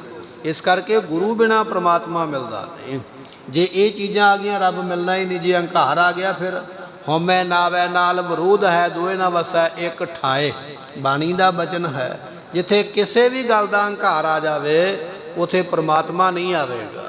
ਕਿਸੇ ਵੀ ਗੱਲ ਦਾ, ਭਾਵੇਂ ਵਿਦਿਆ ਦਾ, ਗੁਣ ਦਾ, ਦਾਨ ਦਾ, ਪੁੰਨ ਦਾ, ਅਕਲ ਦਾ, ਕਿਸੇ ਵੀ ਗੱਲ ਦਾ ਲਾ ਲਵੋ, ਹੰਕਾਰ ਆ ਗਿਆ ਉੱਥੇ ਰੱਬ ਨਹੀਂ ਆਵੇਗਾ। ਰਵਿਦਾਸ ਜੀ ਇੱਥੇ ਬਚਨ ਕਰਦੇ ਪਏ, ਭਗਤ ਜੀ ਕਹਿਣ ਲੱਗੇ ਭਾਈ ਬਚਨ ਇਹ ਹੈ ਗੁਰਮੁਖੋ ਕਿ ਗੁਰੂ ਤੋਂ ਬਿਨਾਂ ਪ੍ਰਮਾਤਮਾ ਮਿਲਦਾ ਹੀ ਨਹੀਂ, ਕਿਉਂਕਿ ਇਹਨਾਂ ਵਸਤੂਆਂ ਦਾ ਹੰਕਾਰ ਆ ਜਾਂਦਾ। ਤੇ ਜੇ ਮੰਨ ਲਓ ਕੋਈ ਬੰਦਾ ਹੰਕਾਰ ਤੋਂ ਬਚ ਵੀ ਗਿਆ ਤੇ ਫਿਰ ਇਹ ਆ ਜਾਵੇਗਾ ਕਾਮ, ਕ੍ਰੋਧ, ਮਾਇਆ, ਮਦ ਤੇ ਮਤਸਰ, ਈਰਖਾ। ਫਿਰ ਦੂਜੇ ਪਾਸੇ ਵਾਲਾ ਕੰਮ ਚੱਲ ਪੈਂਦਾ। ਕਿਹੜੇ ਪਾਸਿਓਂ ਬਚੇਗਾ? ਜਾਂ ਈਰਖਾ ਢਾਹ ਲਵੇਗੀ ਆ ਕੇ, ਜਾਂ ਵਕਾਰ ਢਾਹ ਲੈਣਗੇ। ਈਰਖਾ ਤੋਂ ਵੀ ਗੁਰੂ ਬਚਾਉਂਦਾ ਹੈ, ਵਕਾਰਾਂ ਤੋਂ ਵੀ ਗੁਰੂ ਬਚਾਉਂਦਾ ਹੈ। ਉਸ ਪਾਸਿਓਂ ਬਚਾ ਕੇ ਫਿਰ ਦੂਜੇ ਪਾਸਿਓਂ ਜਿਹੜਾ ਹੰਕਾਰ ਆ ਜਾਣਾ, ਮੈਂ ਦਾਤਾ, ਮੈਂ ਗੁਣੀ, ਇਹ ਵੀ ਮਹਾਰਾਜ ਇਹ ਤੋਂ ਬਚਾ ਲੈਂਦੇ। ਇਸ ਕਰਕੇ ਗੁਰੂ ਵਾਲਾ ਬਣਨਾ ਅਤਿਅੰਤ ਜ਼ਰੂਰੀ ਹੈ। ਕਹੋ ਰਵਿਦਾਸ ਸਭੈ ਨਹੀਂ ਸਮਝਸ। ਭਗਤ ਰਵਿਦਾਸ ਜੀ ਸ਼੍ਰੋਮਣੀ ਭਗਤ ਨੇ। ਗੁਰੂ ਗ੍ਰੰਥ ਸਾਹਿਬ ਦੇ ਵਿੱਚ ਬਾਣੀ ਜਿਨ੍ਹਾਂ ਦੀ ਦਰਜ ਹੋ ਗਈ ਉਹ ਗੁਰੂ ਦਾ ਹੀ ਰੁਤਬਾ ਰੱਖਦੇ, ਗੁਰਮੁਖੋ ਗੁਰੂ ਸਥਾਨ ਦੀ ਪ੍ਰਾਪਤੀ ਵਾਲੇ ਨੇ ਐਸੇ ਭਗਤ। ਭਗਤ ਜੀ ਕਹਿਣ ਲੱਗੇ ਕਹੋ ਰਵਿਦਾਸ ਸਭੈ ਨਹੀਂ ਸਮਝਸ। ਰਵਿਦਾਸ ਜੀ ਕਹਿੰਦੇ ਸਾਰੇ ਲੋਕਾਂ ਨੂੰ ਤੁਸੀਂ ਸਪੀਕਰ ਲੈ ਕੇ ਸਮਝਾਉਣ ਲੱਗ ਪਓ, ਪਰ ਸਾਰੇ ਨਹੀਂ ਸਮਝਣਗੇ। ਸਾਰਿਆਂ ਨੇ ਵਿੱਚੋਂ ਹੁਜਤਾਂ ਹੀ ਕਰਨੀਆਂ, ਲੈ ਇਹ ਗੱਲ ਕਿਵੇਂ ਹੋ ਸਕਦੀ ਹੈ, ਉਹ ਗੱਲ ਕਿਵੇਂ ਹੋ ਸਕਦੀ ਹੈ। ਹੁਣੇ ਆਪਾਂ ਬਚਨ ਸਰਵਣ ਕੀਤਾ ਨਾ ਵੀ ਗੁਰੂ ਵਾਲਾ ਬਣਨਾ ਜ਼ਰੂਰੀ ਹੈ, ਤੇ ਸਾਡੇ ਵਿੱਚੋਂ ਕਈਆਂ ਦੇ ਮਨ ਸ਼ੰਕੇ ਵਾਲੇ ਹੀ ਹੋਣਗੇ ਵੀ ਨਹੀਂ ਇਹ ਤੇ ਐਵੇਂ ਗੱਲਾਂ ਹੀ ਲਿਖ ਛੱਡੀਆਂ। ਰਵਿਦਾਸ ਭਗਤ ਜੀ ਜਾਣਦੇ ਨੇ ਸਾਰਾ ਕੁਝ। ਕਹਿਣ ਲੱਗੇ ਭਾਈ ਸਾਰੇ ਬੰਦੇ ਗੱਲ ਸਮਝ ਨਹੀਂ ਸਕਦੇ ਹਨ। ਭੂਲ ਪਰੇ ਜੈਸੇ ਬੌਰੇ। ਕੁਝ ਲੋਕ ਭੁੱਲੇ ਹੋਏ ਨੇ। ਭਗਤ ਰਵਿਦਾਸ ਜੀ ਕਿਉਂ ਭੁੱਲੇ ਹੋਏ ਨੇ? ਕਹਿਣ ਲੱਗੇ ਜਿਉਂ ਬੌਰੇ। ਬੌਰਾ ਨਾਮ ਹੈ ਝੱਲੇ ਦਾ, ਕਮਲੇ ਦਾ। ਜਿਵੇਂ ਕਮਲਾ ਬੰਦਾ ਆਪਣੀ ਮਰਜ਼ੀ ਕਰਦਾ ਨਾ, ਕਮਲੇ ਨੂੰ ਜਿੰਨਾ ਮਰਜ਼ੀ ਸਮਝਾਈ ਚੱਲੋ ਵੀ ਆਹ ਕੰਮ ਨਹੀਂ ਕਰਨਾ ਹੈ, ਪਰ ਕਮਲਾ ਕਹਿੰਦਾ ਮੈਂ ਤੇ ਜ਼ਰੂਰੀ ਕਰਾਂਗਾ। ਜਿਵੇਂ ਕਮਲਾ ਸ਼ੁਦਾਈ ਮੈਂਟਲ ਬੰਦਾ ਕਿਸੇ ਦੇ ਆਖੇ ਨਹੀਂ ਲੱਗਦਾ, ਆਪਣੀ ਮਰਜ਼ੀ ਕਰਦਾ ਹੈ। ਭਗਤ ਰਵਿਦਾਸ ਜੀ ਕਹਿਣ ਲੱਗੇ ਦੁਨੀਆ ਦੇ ਲੋਕ ਵੀ ਇਸ ਤਰ੍ਹਾਂ ਦੇ ਕਮਲੇ ਨੇ। ਤੁਸੀਂ ਜਿੰਨਾ ਮਰਜ਼ੀ ਸਮਝਾਈ ਚੱਲੋ ਪਰ ਉਹ ਸਮਝਦੇ ਨਹੀਂ। ਸਗੋਂ ਕਹਿਣਗੇ ਵੀ ਇਹ ਕੰਮ ਕਰਕੇ ਜ਼ਰੂਰ ਵੇਖਣਾ ਹੀ ਵੇਖਣਾ ਹੈ, ਇਹ ਕੰਮ ਤੋਂ ਬਿਨਾਂ ਰਿਹਾ ਹੀ ਨਹੀਂ ਜਾਂਦਾ। ਜਾਂ ਗੁਰਮੁਖੋ ਕਈਆਂ ਦਾ ਸੁਭਾਅ ਹੁੰਦਾ ਵੀ ਉਲਟਾ ਹੀ ਕੰਮ ਕਰਨਾ। ਜਿਹੜੇ ਕੰਮ ਤੋਂ ਆਖਿਆ ਨਾ ਵੀ ਆਹ ਕੰਮ ਨਾ ਕਰ, ਉਹ ਕਹਿਣਗੇ ਵੀ ਅੱਛਾ ਇਹਨੇ ਰੋਕਿਆ, ਇਹ ਮੈਨੂੰ ਕਰਨਾ ਚਾਹੀਦਾ, ਵੇਖਾਂ ਤੇ ਸਹੀ ਨਾ ਵੀ ਕੀ ਬਣਦਾ ਹੈ। ਜਿਸ ਤਰ੍ਹਾਂ ਇੱਕ ਪਿਤਾ ਆਪਣੇ ਬੱਚਿਆਂ ਨੂੰ ਸਮਝਾਉਂਦਾ, ਕਹਿਣ ਲੱਗਾ ਬੱਚਿਓ ਜਿਹੜੀ ਤੁਹਾਡੀ ਮਾਤਾ ਹੈ ਨਾ, ਜੋ ਮੈਂ ਇਹਨੂੰ ਕਹਿੰਦਾ ਹਾਂ ਤੁਹਾਡੀ ਮਾਂ ਨੂੰ, ਇਹ ਉਲਟੇ ਪਾਸੇ ਜਾਂਦੀ ਹੈ ਤੇ ਤੁਸੀਂ ਇਹਨੂੰ ਉਲਟਾ ਹੀ ਬਚਨ ਕਰਿਆ ਕਰੋ ਤਾਂ ਇਹ ਸਿੱਧੇ ਪਾਸੇ ਕੰਮ ਕਰਿਆ ਕਰੇ। ਉਹ ਕਹਿਣ ਲੱਗੇ ਠੀਕ ਹੈ। ਇੱਕ ਦਿਨ ਪਤੀ ਪਤਨੀ ਵਿੱਚ ਬਹੁਤਾ ਹੀ ਝਗੜਾ ਹੋ ਗਿਆ ਤੇ ਪਤੀ ਨੂੰ ਬੜਾ ਗੁੱਸਾ ਆਇਆ ਵੀ ਇਹ ਰੋਜ਼ ਹੀ ਲੜਦੀ ਹੈ ਤੇ ਇਹਨੂੰ ਜ਼ਿੰਦਗੀ ਤੋਂ ਪਰੇ ਹੀ ਕਰ ਦੇਵਾਂ ਤੇ ਚੰਗੀ ਗੱਲ ਹੈ। ਲੜ ਕੇ ਪਤੀ ਨੇ ਗੁੱਸੇ ਨਾਲ ਆਖਿਆ, ਕਹਿਣ ਲੱਗਾ ਦਰਿਆ ਤੇ ਨਾ ਜਾਈ, ਦਰਿਆ ਬੜਾ ਚੜਿਆ ਹੋਇਆ। ਅਜੇ ਇੰਨਾ ਹੀ ਬਚਨ ਕੀਤਾ, ਉਸੇ ਵੇਲੇ ਤੁਰ ਪਈ। ਕਹਿਣ ਲੱਗੀ ਮੈਂ ਤੇਰੀ ਗੁਲਾਮ ਥੋੜ੍ਹੀ ਹਾਂ ਵੀ ਤੇਰੇ ਆਖੇ ਲੱਗਾ, ਮੈਂ ਤੇ ਮਰਜ਼ੀ ਕਰਨੀ ਹੈ, ਮੈਂ ਤੇ ਹੁਣੇ ਹੀ ਦਰਿਆ ਵੇਖ ਕੇ ਆਉਣਾ। ਚੱਲ ਪਈ, ਮਗਰ ਮਗਰ ਪਤੀ ਤੁਰਿਆ ਜਾਂਦਾ। ਦਰਿਆ ਦੇ ਕਿਨਾਰੇ ਪਹੁੰਚ ਗਈ, ਜਾ ਕੇ ਪਤੀ ਨੇ ਫਿਰ ਆਖਿਆ, ਕਹਿਣ ਲੱਗਾ ਵੇਖੀ ਕਿਤੇ ਦਰਿਆ ਵਿੱਚ ਨਾ ਵੜਦੀ, ਪਾਣੀ ਬੜਾ ਡੂੰਘਾ, ਤੂੰ ਡੁੱਬ ਜਾਣਾ। ਉੱਥੇ ਫਿਰ ਉਹੀ ਬਚਨ ਕੀਤਾ, ਮੈਂ ਤੇਰੀ ਗੁਲਾਮ ਥੋੜ੍ਹੀ ਹਾਂ, ਮੈਂ ਤੇ ਵਿੱਚ ਵੜ ਕੇ ਵੇਖਣਾ ਹੀ ਹੈ। ਪਾਣੀ ਦੇ ਵਿੱਚ ਵੜ ਕੇ ਤੇ ਡੁੱਬ ਕੇ ਮਰ ਗਏ।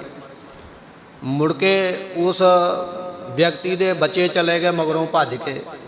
ਜਾ ਕੇ ਬਾਪੂ ਨੂੰ ਪੁੱਛਦੇ ਕੀ ਹੋਇਆ? ਕਹਿਣ ਲੱਗਾ ਹੋਣਾ ਕੀ ਹੈ, ਮੈਂ ਆਖਿਆ ਦਰਿਆ 'ਚ ਨਾ ਵੜੀ ਤੇ ਵੜ ਗਈ ਹੈ, ਡੁੱਬ ਗਈ ਹੈ। ਬੱਚਿਆਂ ਨੇ ਛਾਲਾਂ ਮਾਰ ਦਿੱਤੀਆਂ ਪਾਣੀ 'ਚ ਵੀ ਚਲੋ ਕੱਢੀਏ। ਜਿਹੜੇ ਪਾਸੇ ਨੂੰ ਪਾਣੀ ਜਾਂਦਾ ਉਧਰ ਨੂੰ ਲੱਭਦੇ ਪਏ, ਲਾਸ਼ ਇੱਧਰ ਨੂੰ ਗਈ ਹੈ। ਬਾਪੂ ਨੇ ਆਵਾਜ਼ ਮਾਰ ਕੇ ਆਖਿਆ, ਉਹ ਕਹਿੰਦਾ ਸਾਰੀ ਜ਼ਿੰਦਗੀ ਸਿੱਧੇ ਪਾਸੇ ਨਹੀਂ ਚੱਲੀ, ਲਾਸ਼ ਵੀ ਇਹਦੀ ਪੁੱਠੇ ਪਾਸੇ ਹੀ ਗਈ ਹੈ। ਜਿੱਧਰੋਂ ਪਾਣੀ ਆਉਂਦਾ ਉਧਰ ਨੂੰ ਵੇਖੋ ਜਾ ਕੇ, ਉੱਥੋਂ ਮਿਲ ਸਕਦੀ ਹੈ। ਉਸ ਪਾਸੇ ਨੂੰ ਵੇਖਦੇ ਪਏ ਉਹ ਨਾਲ ਕਿਨਾਰੇ ਦੇ ਲੱਗੀ ਹੋਈ ਕੱਢ ਕੇ ਲੈ ਆਉਂਦੇ। ਕਈਆਂ ਦਾ ਸੁਭਾਅ ਬਣ ਜਾਂਦਾ ਹੈ, ਤੁਸੀਂ ਸਿੱਧੇ ਪਾਸੇ ਤੋਰੋਗੇ ਵੀ ਆਹ ਕੰਮ ਇਸ ਤਰ੍ਹਾਂ ਕਰਨਾ ਹੈ, ਉਹ ਕਹਿਣਗੇ ਇਸ ਤਰ੍ਹਾਂ ਨਹੀਂ ਕਰਨਾ ਹੈ, ਅਸੀਂ ਤੇ ਦੂਜੇ ਪਾਸੇ ਹੀ ਚੱਲਾਂਗੇ।